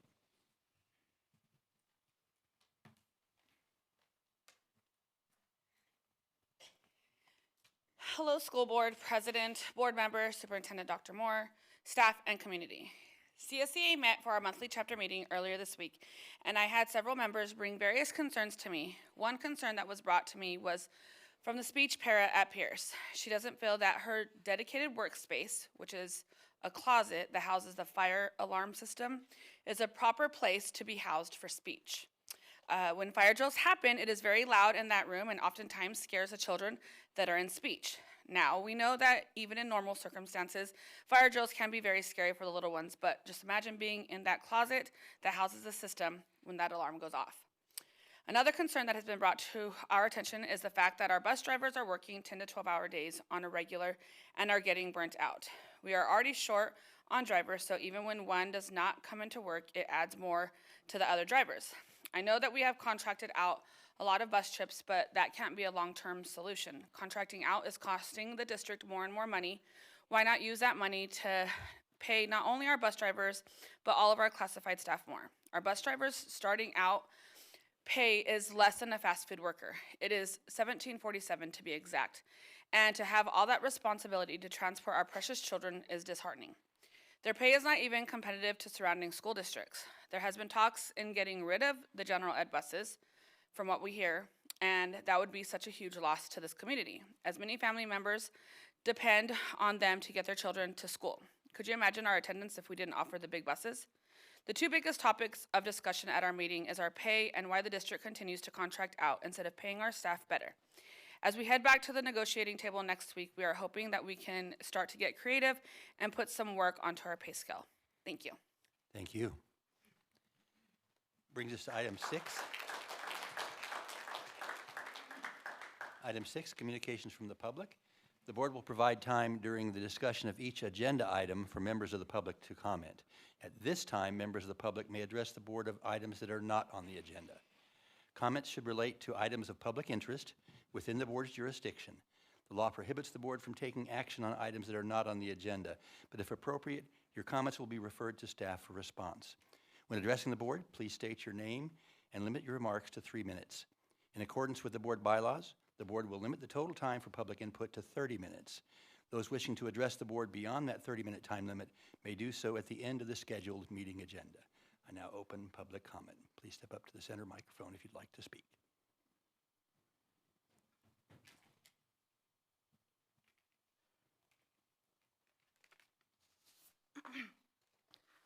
Chelsea Stewart, 648 Pinning Court. I'm here tonight as a mother, celebrating my daughter, Brianna Stewart, who will be graduating high school in just a few short weeks. Her accomplishments have not made headlines, as they are the kind that tend to go unnoticed and unpraised. Brianna was diagnosed with autism spectrum disorder at age 3. As the military life would have it, we ended up in a remote yet charming location in the southern Mojave Desert, Ridgecrest, California. Brianna, being nonverbal, was placed in an autism classroom at Richmond Elementary. This is where her true success story began. Leaps and bounds were made in just a few short years, so much so that she was able to catch up academically with her grade-level peers and communicate effectively. By 3rd grade, Brianna had been placed in an all-day general education setting where she thrived. The only area where she truly struggled was with her socio-emotional skills, something she still struggles with to this very day. Fast forward to the present day. Brianna's high school years have been socially demanding and straining. Distance learning created more social setbacks and hardships. Upon returning to in-person learning, Brianna held an officer position in Borough's ASB for 3 years, where her teacher tasked her with menial jobs unrelated to her position, while her peers were tasked according to their title. Today, I was reminded that we live in a world that is not as progressive as we aspire for it to be. Burroughs High School prioritizes students with 4.5 GPAs, star athletes, concert masters, and more. Inclusion has no place on this priority list. This leaves no room for students that do not fit the mold. Burroughs does not value students like Brianna, who are atypical. Despite this, she maintained her optimism and continued to grow academically. Recently, she auditioned in front of a select group of ASB members, the ASB teacher, a few teachers, and an administrator to give a speech at this year's BHS graduation ceremony. Her speech was not selected from amongst her peers. However, her speech told a very different story. This point of view is not usually spotlighted in the same way as the neurotypical students that Burroughs High School is known for celebrating each year at graduation. I believe we need to share in celebrating those students whose successes don't make the headlines, as they still have an important story to tell. Without further ado, Brianna will be sharing her speech with you guys tonight. Thank you. My name is Brianna Stewart. I live at 648 Pinning Court. My graduation speech is called Striving to be Normal. I considered many topics while deciding what type of speech to give at a ceremony that would mark a major milestone in our lives. It wasn't a simple task. I asked myself, do I have any inspiring words or wisdom to share? Do I have anything remarkable to say at the end of this important chapter of our lives? I spent nearly the entirety of my school career learning how to efficiently fit in. Some may even venture to say, learning how to be normal. As a person who was diagnosed with autism at a very young age, none of this has come easily for me. I struggled for years wanting nothing more than to fit in amongst my peers. Many have accepted me along with my many quirks, and with that, many Burroughs teachers and peers have not. Seeing the world and life in black and white has, without question, made me stand out in crowds. This is one of many challenges I have had to learn to manage throughout my life with ASD. I have come to realize this view on the world can be a blessing and a curse at times. Positively speaking, though, it has strengthened my ability to sometimes unknowingly stand up for what is right when others do not have the courage, as courage is often led by emotion, and my emotional gauge is oftentimes skewed or altered by my undersensitivity to recognize the social cues around me. I usually do not see the gray areas in situations. So, what is normal? Webster's dictionary defines it as such: conforming to a standard, usual, typical, expected, ordinary, and/or average. From a young age, we are led to believe we should fit in, blend in, and abide by society's definition of normal, while also being taught to shoot for the stars. This is the conclusion that my black and white views on life had led me to. Winners are not normal. Actually, winning is highly unusual. Only one person in a race can win. One person in a class of 300 plus students can be valedictorian. But we all strive for this, don't we? We all want to be winners. Is this not contradictory to normal? Why does the world lead us to aim for society's version of normal while also telling us to strive for excellence, to win games and championships, to contend for a big role in a play? At the end of the day, wouldn't we all rather be remarkable, exceptional, unusual, really anything but ordinary? Extraordinary. In conclusion, I strongly believe that we should take the word normal out of our everyday vocabulary. Had Albert Einstein, William Shakespeare, Nikola Tesla, Leonardo da Vinci, or perhaps even Taylor Swift strived for normal, this world would be a much dimmer, colorless, quiet place. Some of the quotes I live by and encourage you all to carry with you are, if you're always trying to be normal, you will never know how amazing you can be. Go ahead, finish. Maya Angelou. And lastly, maybe your weird is my normal. Who's to say? Nicki Minaj. To the understanding and compassionate teachers I have crossed paths with throughout my school career, thank you for embracing my often eccentricities. To my classmates, the future is ours. Please strive to be anything but ordinary.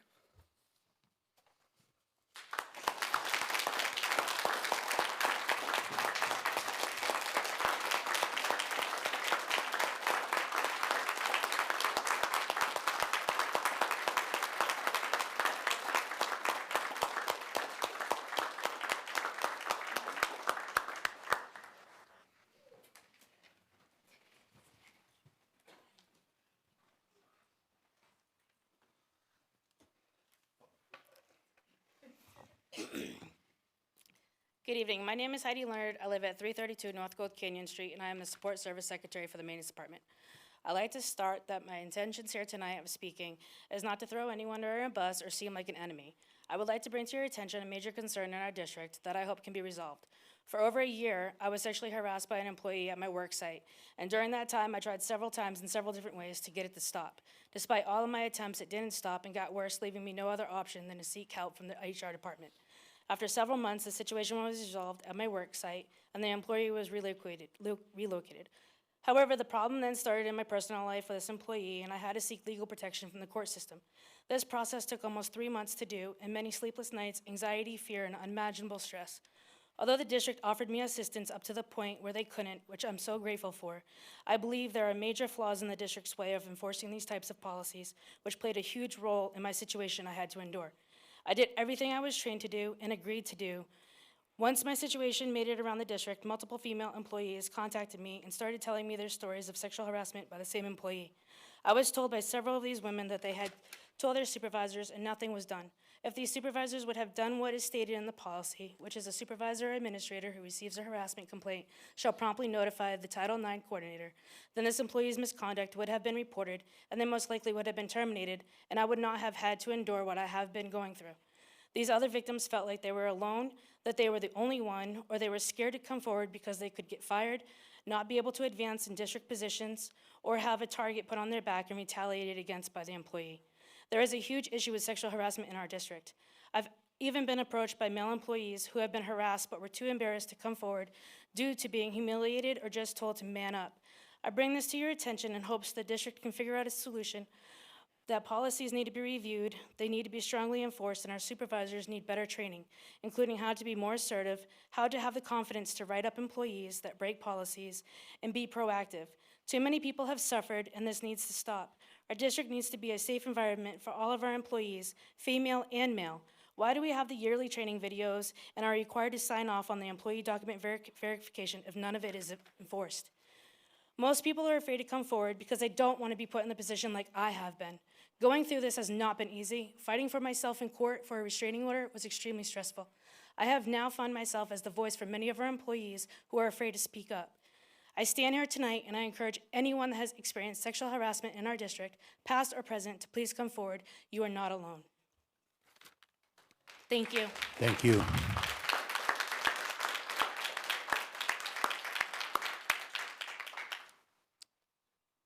Hello, members of the board, colleagues, and members of the public.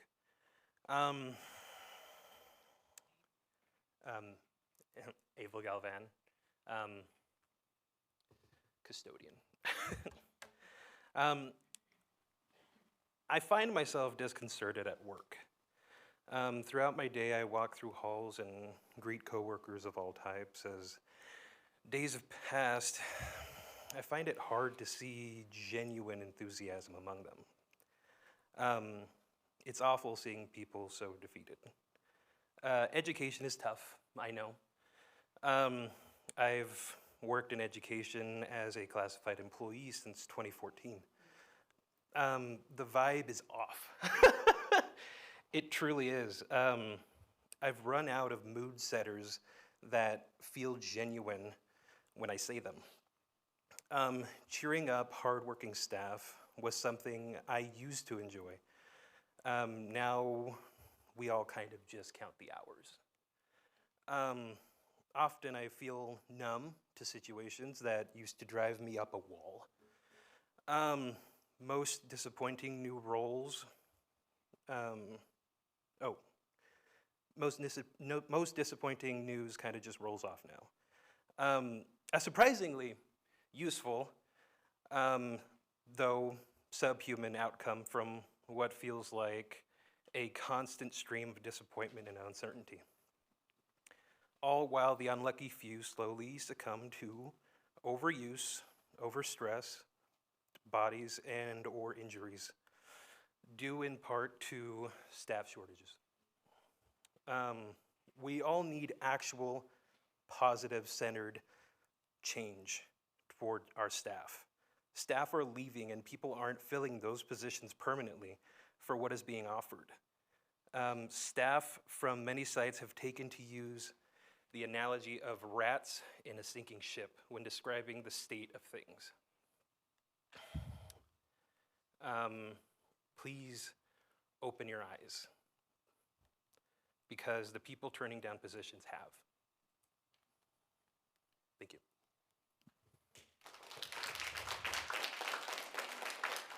Thank you. Any others? If not, we will move to Educational Administration, 7.1, approval of service agreement with Navigate 360.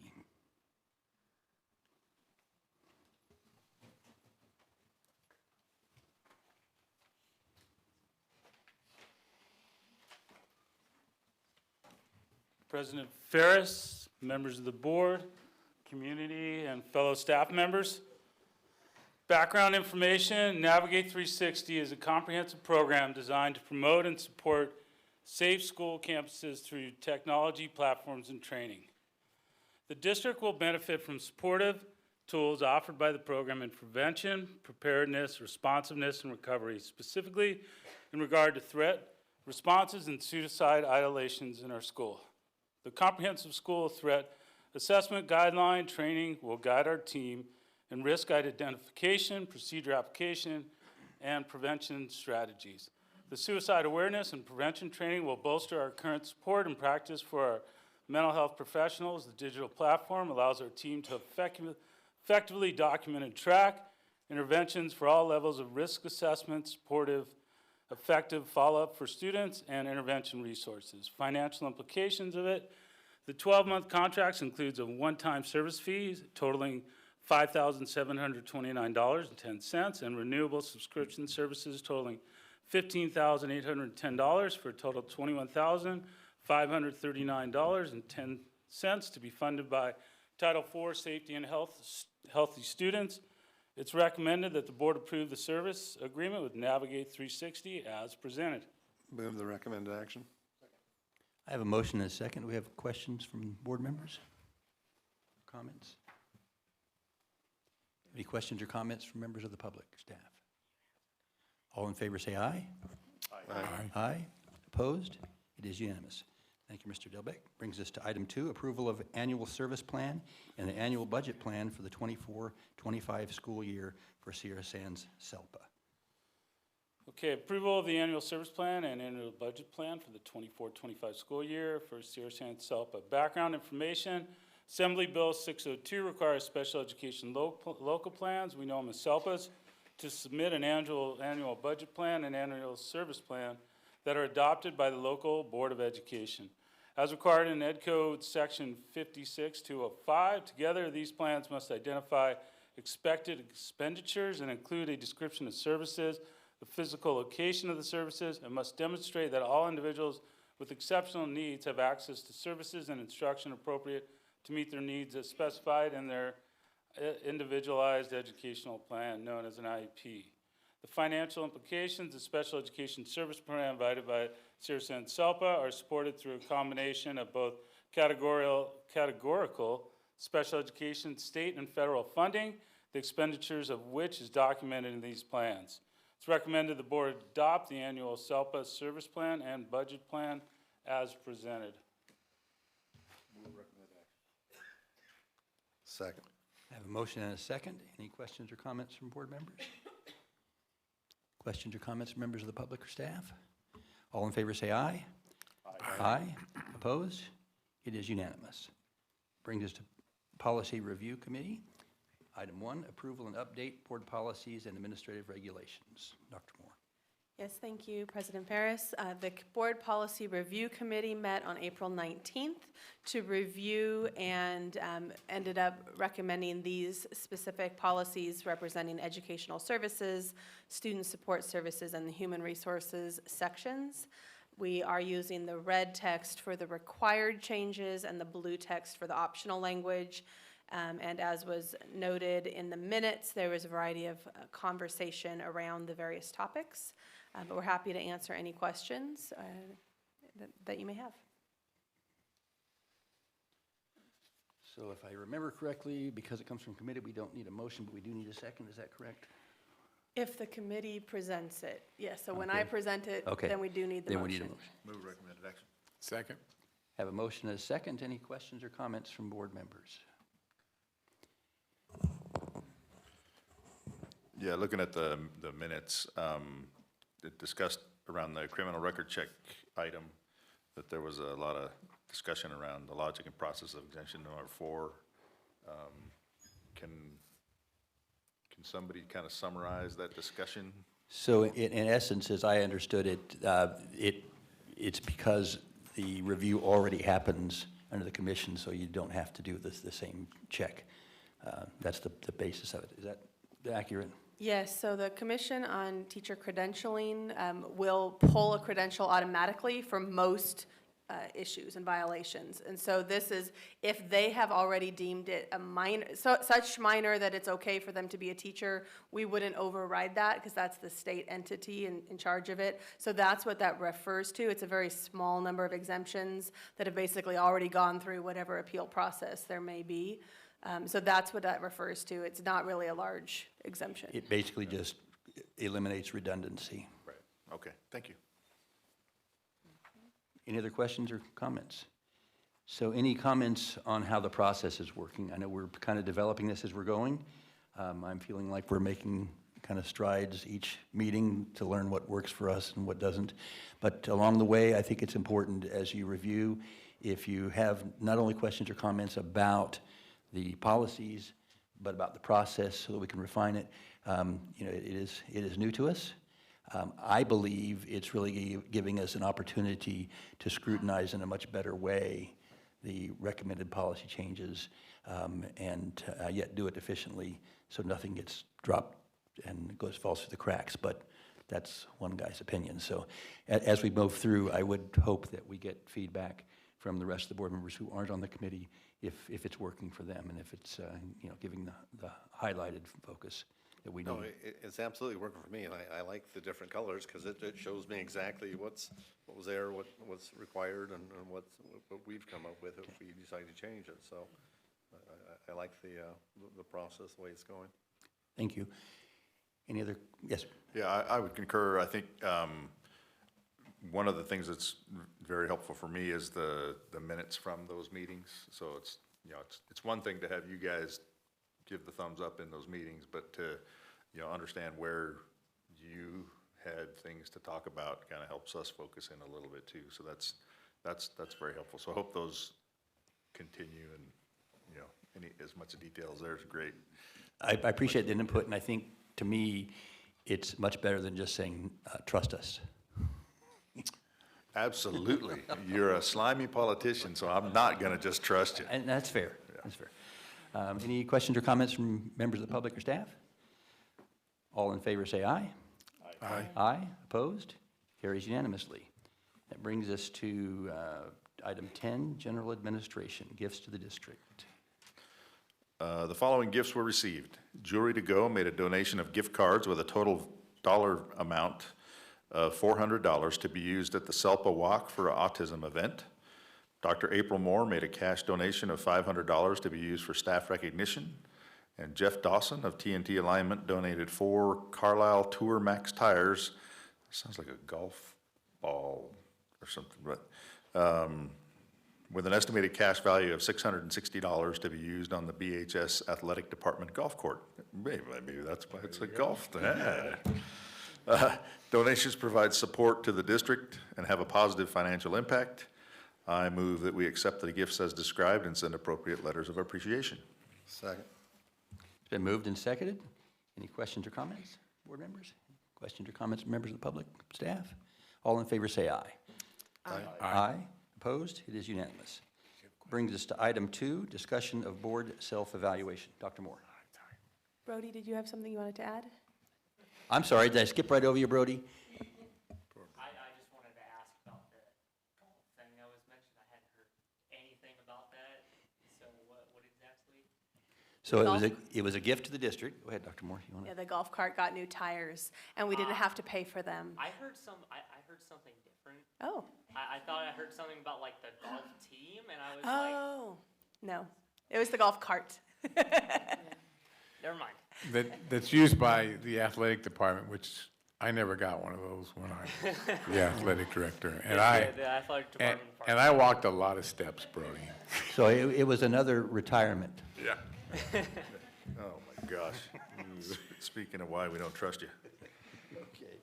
Okay, now, Dr. Moore, discussion on All board right, so self-evaluation. this is an opportunity for the board to discuss the self-evaluation process that we do each summer, or I should say the board does each summer to review how is the governance team working and what can we refine. And there's two questions for the board in particular this evening. The first question is, what is the tool that the board would like to use? In the past, there's two main tool options provided by the California School Boards Association. We have at some times done the paper version, and that's what's attached is the toolkit. And then the new approach from CSBA is an online version where you do it all digitally. They send you the report, and you have the option of having a person come with that report to facilitate.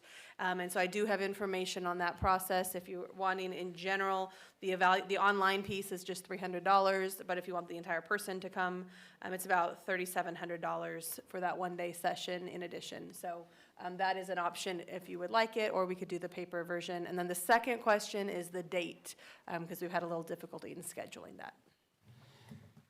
So I'd like to open the conversation in two segments. Let's talk about the tool first of all.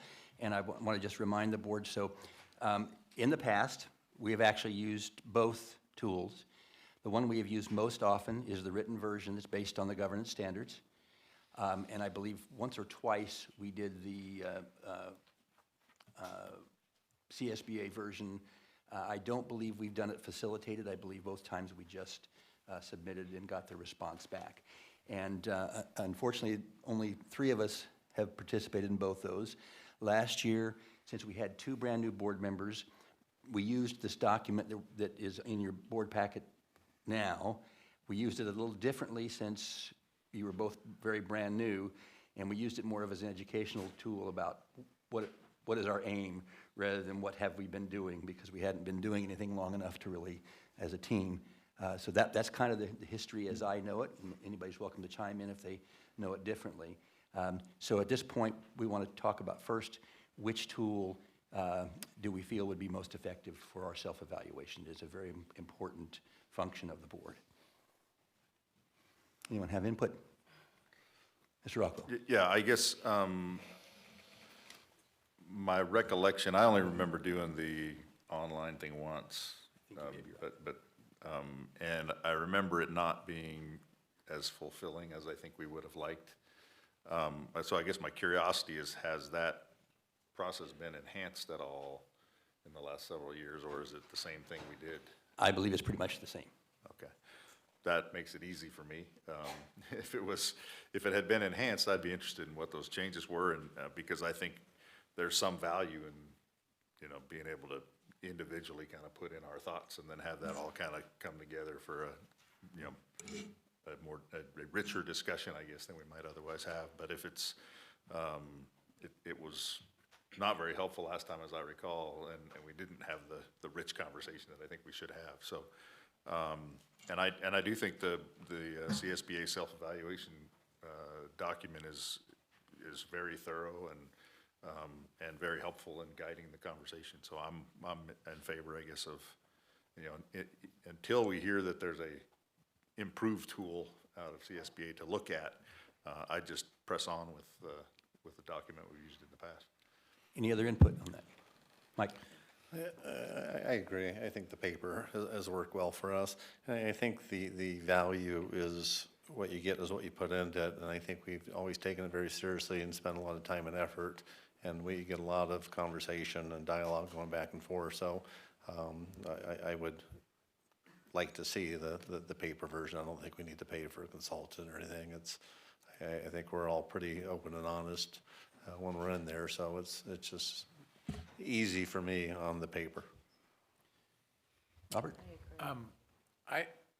I liked the way we did it last year. It was my first year, but I was thoroughly impressed with what happened. I don't think we need a person to come down here or email. And I always like paper and pencil better than computer, but that's just me because I'm an old dude. Old guy. So. But no, I'd like paper. Mary? I agree. I figured the collaboration with all of us together and communication and the back and forth, for sure. Okay. I also, my preference is the tool that we've been using, and so it sounds like we can take a vote, but it sounds unanimous to me that that's the way we want to go. So now, the hard part. Now we've got to find a date that we can all be there, because it is important. June 6th? Okay, so I think we have a consideration of June 3rd. Do we have any comment? We already have. We already have. Oh, that's, Yes, I'm sorry. We're already busy. We need to move farther into July probably, or maybe even August if we can't find July. Are there blocks of time that people are actually just gone and we know that can't work? I am going to be gone from the 19th through the 31st of July. I'm good after July 8th. All of July is good for me except for the holiday, that weekend. Okay. But July's good. You say you're good until the 8th? No, I'm good until from the 8 on, I'm good. Okay, all right. So we're looking at from the 8th to the 19th, and we already have a meeting on the 18th, correct? Of July? Yes. Yes. So should we look at a meeting the week of the 8th? That would work for me. It'd be nice to get it done before our meeting, and that way we can Okay. freshly report out on the process if All right. it's Just don't have it on the 8th, because that's when I fly home, so. After the 8th, I'm good. Is there I think I'm open most any of those days, so is there a date that is preferable during that time? Should we give Robert a day or two to recover? 10th is fine. July 10th? You want 10th? Good for you, 10th Mayor? works? 10th works for And are we me. looking for the evening? Yeah, Okay, so we say 6? we shall. 6? Great, thank you very much. So the existing paper tool that was attached to the agenda item and July 10th at 6 PM.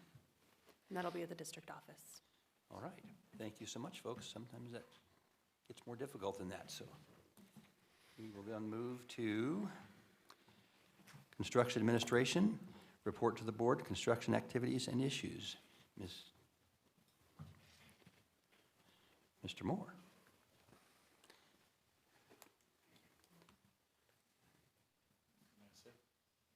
Yes.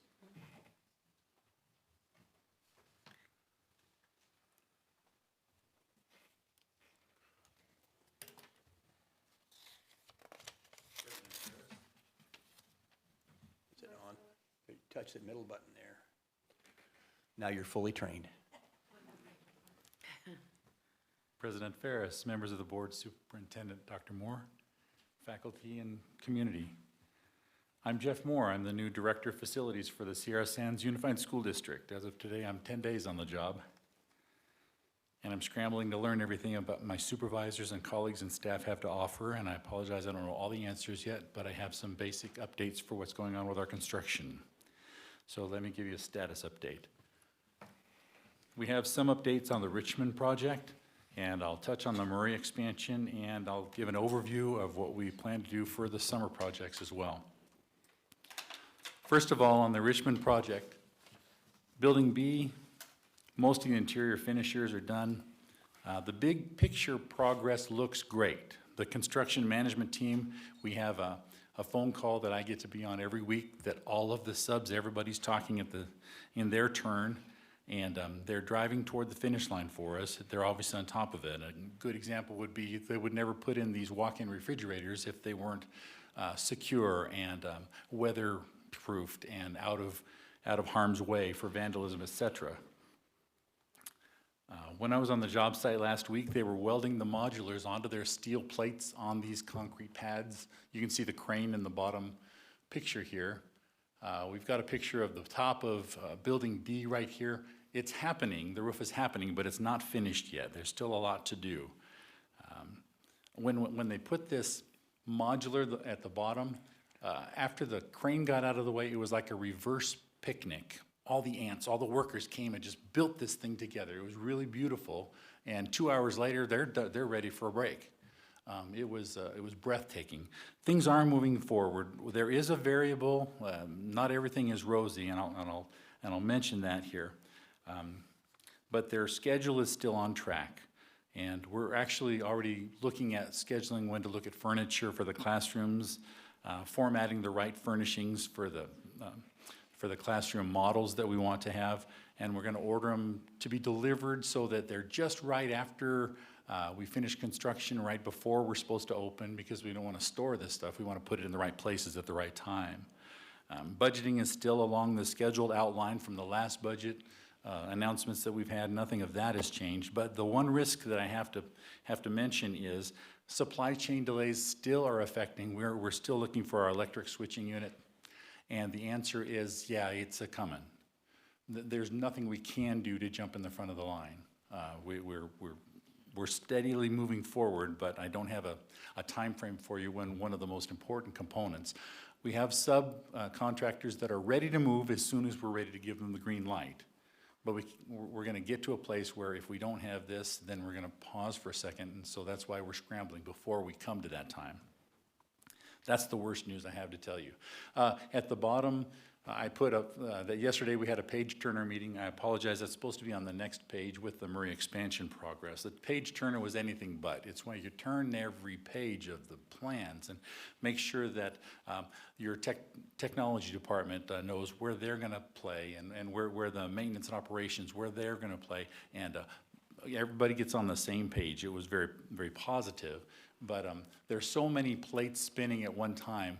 I'll go on record complimenting Assistant Superintendent Pam Smith, our Director of Construction, Randy Coit. They're impressing me, and that takes a bit. We've got good team members actually driving this. Also, I put on here that bids went out today. That's a misnomer. The bidding process began today because we advertise locally, we advertise in the trades, we say, okay, now qualified people, it's time for you to start looking at this. Let's look at our summer projects, okay? This is a celebration. Some of you have seen this, the new bus yard where our electric buses. Let me tell you, we've already gotten those two. Those are ours, and I think the other 6 are scheduled for August when we thought they were coming. So that is moving forward as we want. I love Randy's attitude on this because he got ownership of it. He says the parking lot's not perfect. I want this to be perfect before, so he's riding that like his favorite horse. It's really great.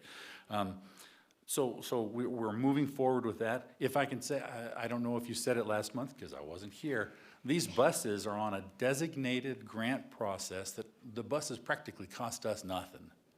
It's a real big boon for our district. And this is actually a picture in the new bus yard. If you don't know where it is, it's behind the Albertsons off of Norma.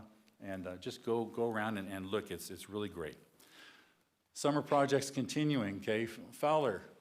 And thank you, whoever taught me to say Fowler properly instead of Fowler. Thank you, I appreciate that. The fencing and security gates.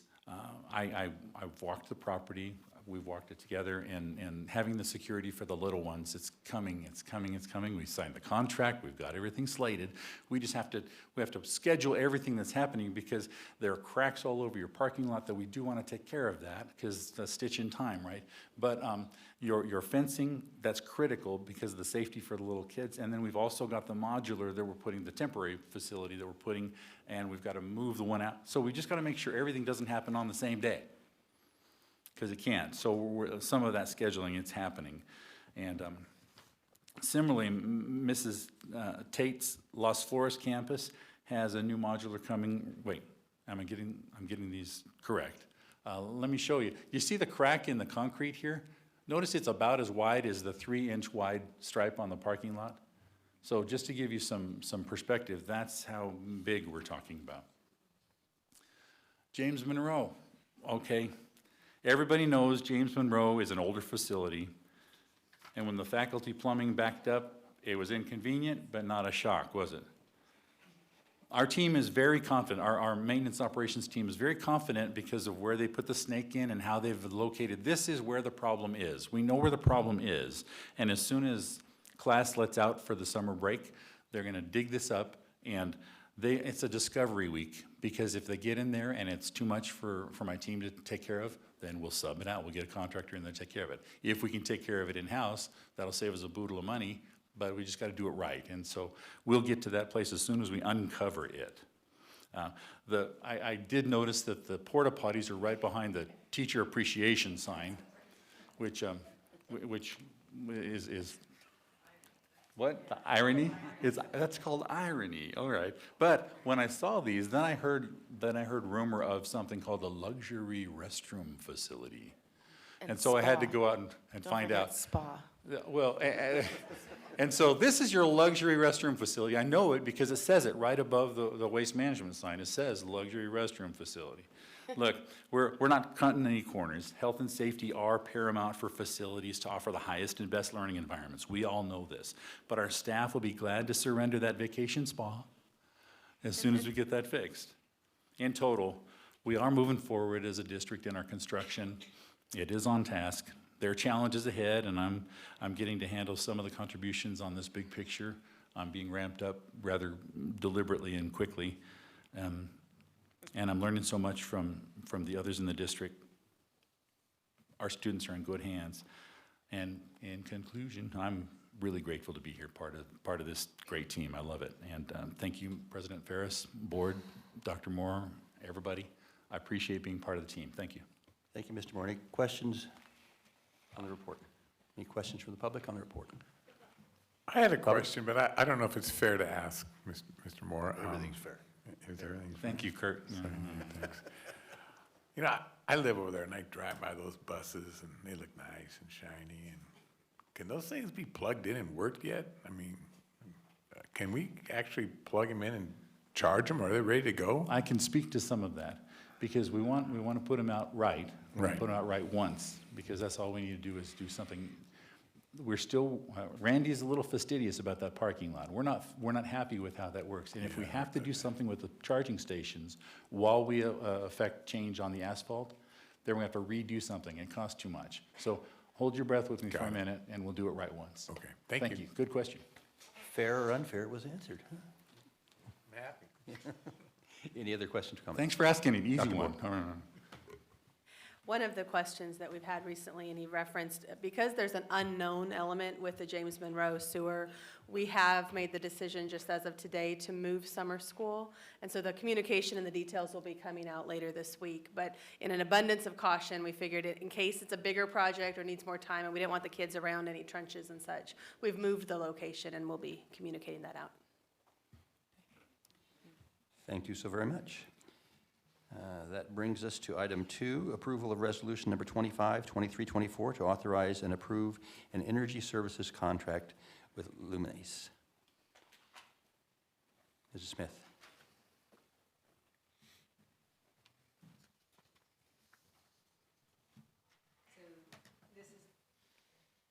This is the resolution that goes with the public hearing that we had earlier.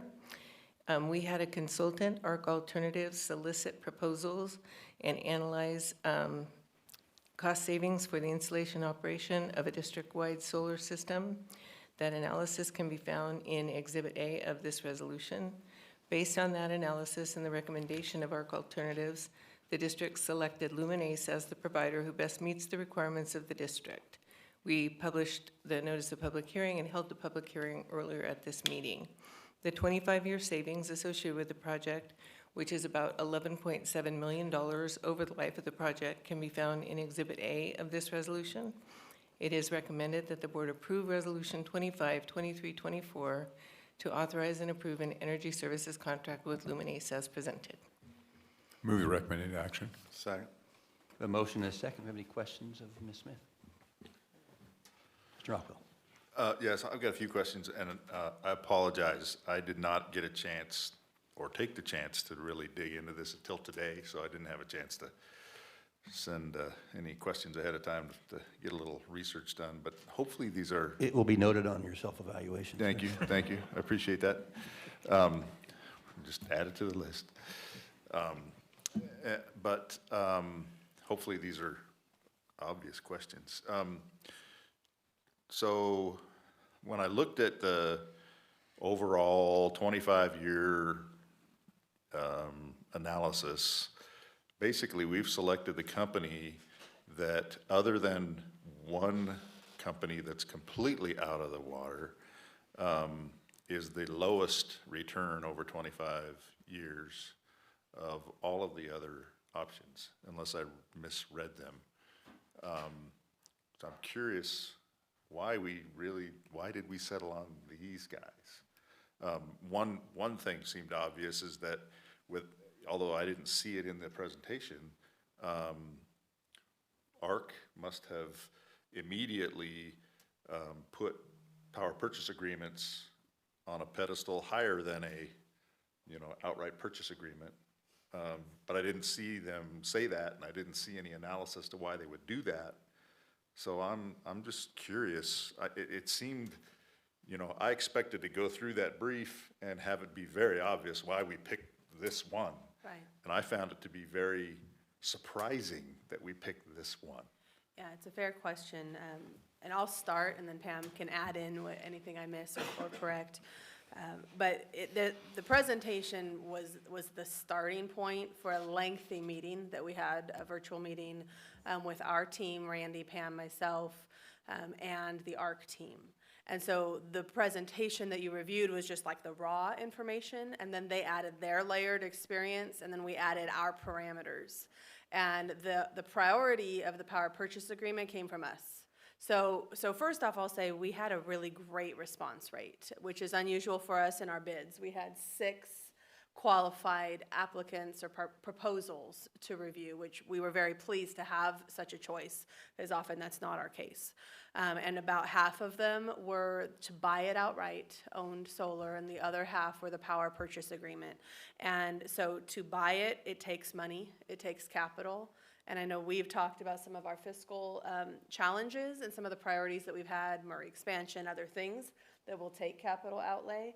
And so when we looked at our priorities, when we looked at the difference between the 2 top runners, there was 1 in each camp.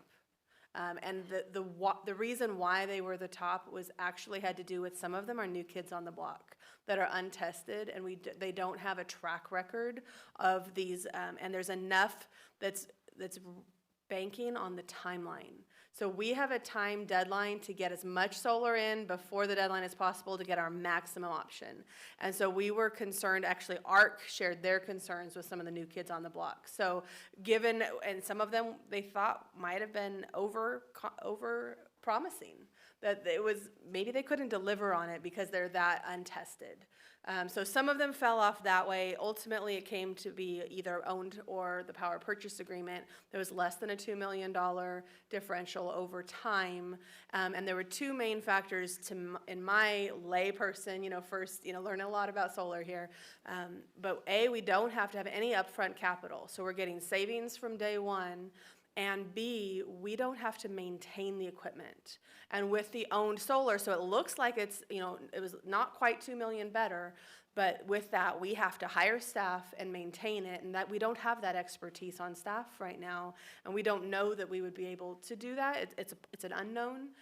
But those 2 factors to us said, we have a timeline, we need to run with it. And just for clarity, what's that timeline? We have even a timeline for this decision. Because they will not accept our proposal for the Murray expansion until we have the solar plan to go with it. So we're running against multiple deadlines, the DSA, the state architect timeline, as well as that ultimate timeline for getting the best solar rate possible. And so those were the factors that led us to Luminace as the best option given our parameters and timeline. Pam, what would you want to add to that, though? The only thing I would add is one of the criteria we looked at is companies that had a strong experience with school districts and public school construction and the DSA process itself, because often you'll get a vendor in there that has never done that, and they have no idea how complex it is to manage the public construction projects through DSA and such. And this particular company has a strong experience in school districts. So thank you for that, because that helps me completely. Basically, we almost should have, we want to get data, but we almost should have ignored the outright purchase approaches.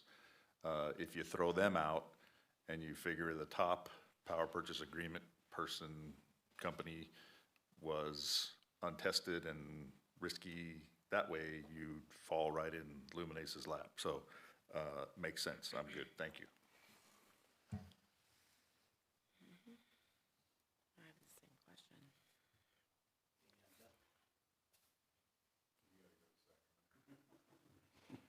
There we go. Okay, any other questions from board members? Any questions from members of the public or staff? All in favor say aye. Aye. Opposed? It is unanimous. So run out the door and get them started. That brings us to business administration. 12.1, approval of California Department of Education Form J13A for Los Flores Elementary School, school closure, April 1st, 2024. Move recommended action. Second. It's been moved and seconded. Any questions or comments? Any questions or comments from members of the public or staff? All in favor say aye. Aye. All opposed? It is unanimous.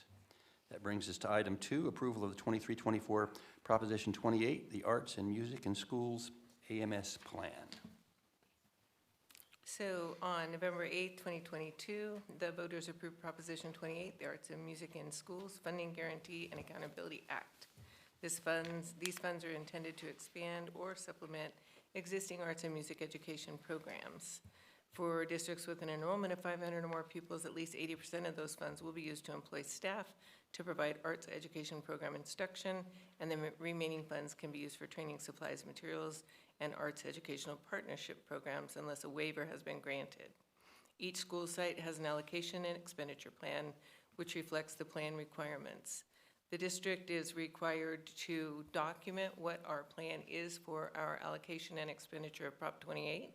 And what this plan does is memorializes and identifies the site plan components, allocations, and the approximate numbers of students that will be served.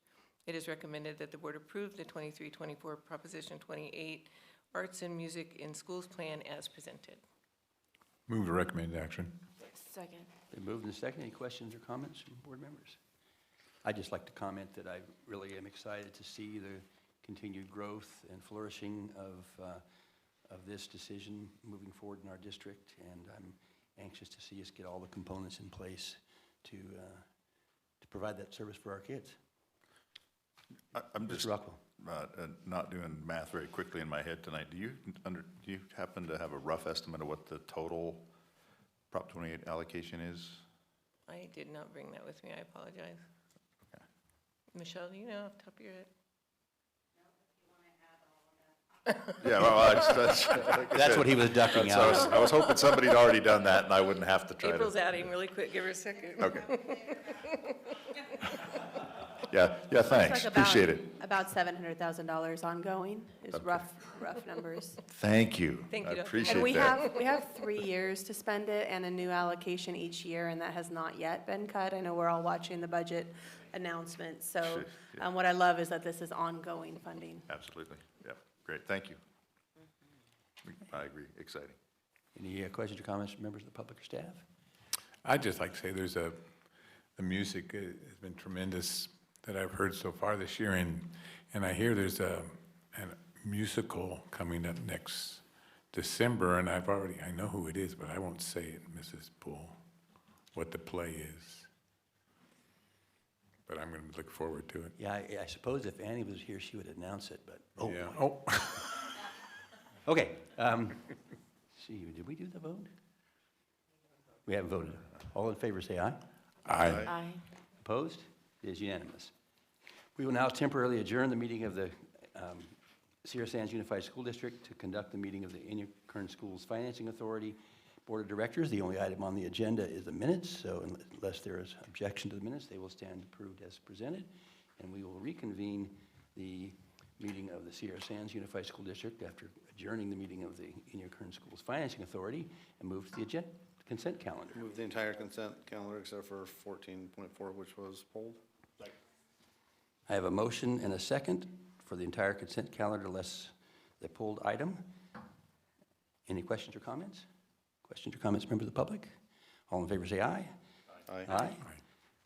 Opposed? It is unanimous. Are there any future agenda items? I think we have a very full plate, so no is a good answer there. Then in that case, we will adjourn. The next regular meeting of the Board of Education will be June 20th. Thank you all for coming, and congratulations to all our honorees tonight.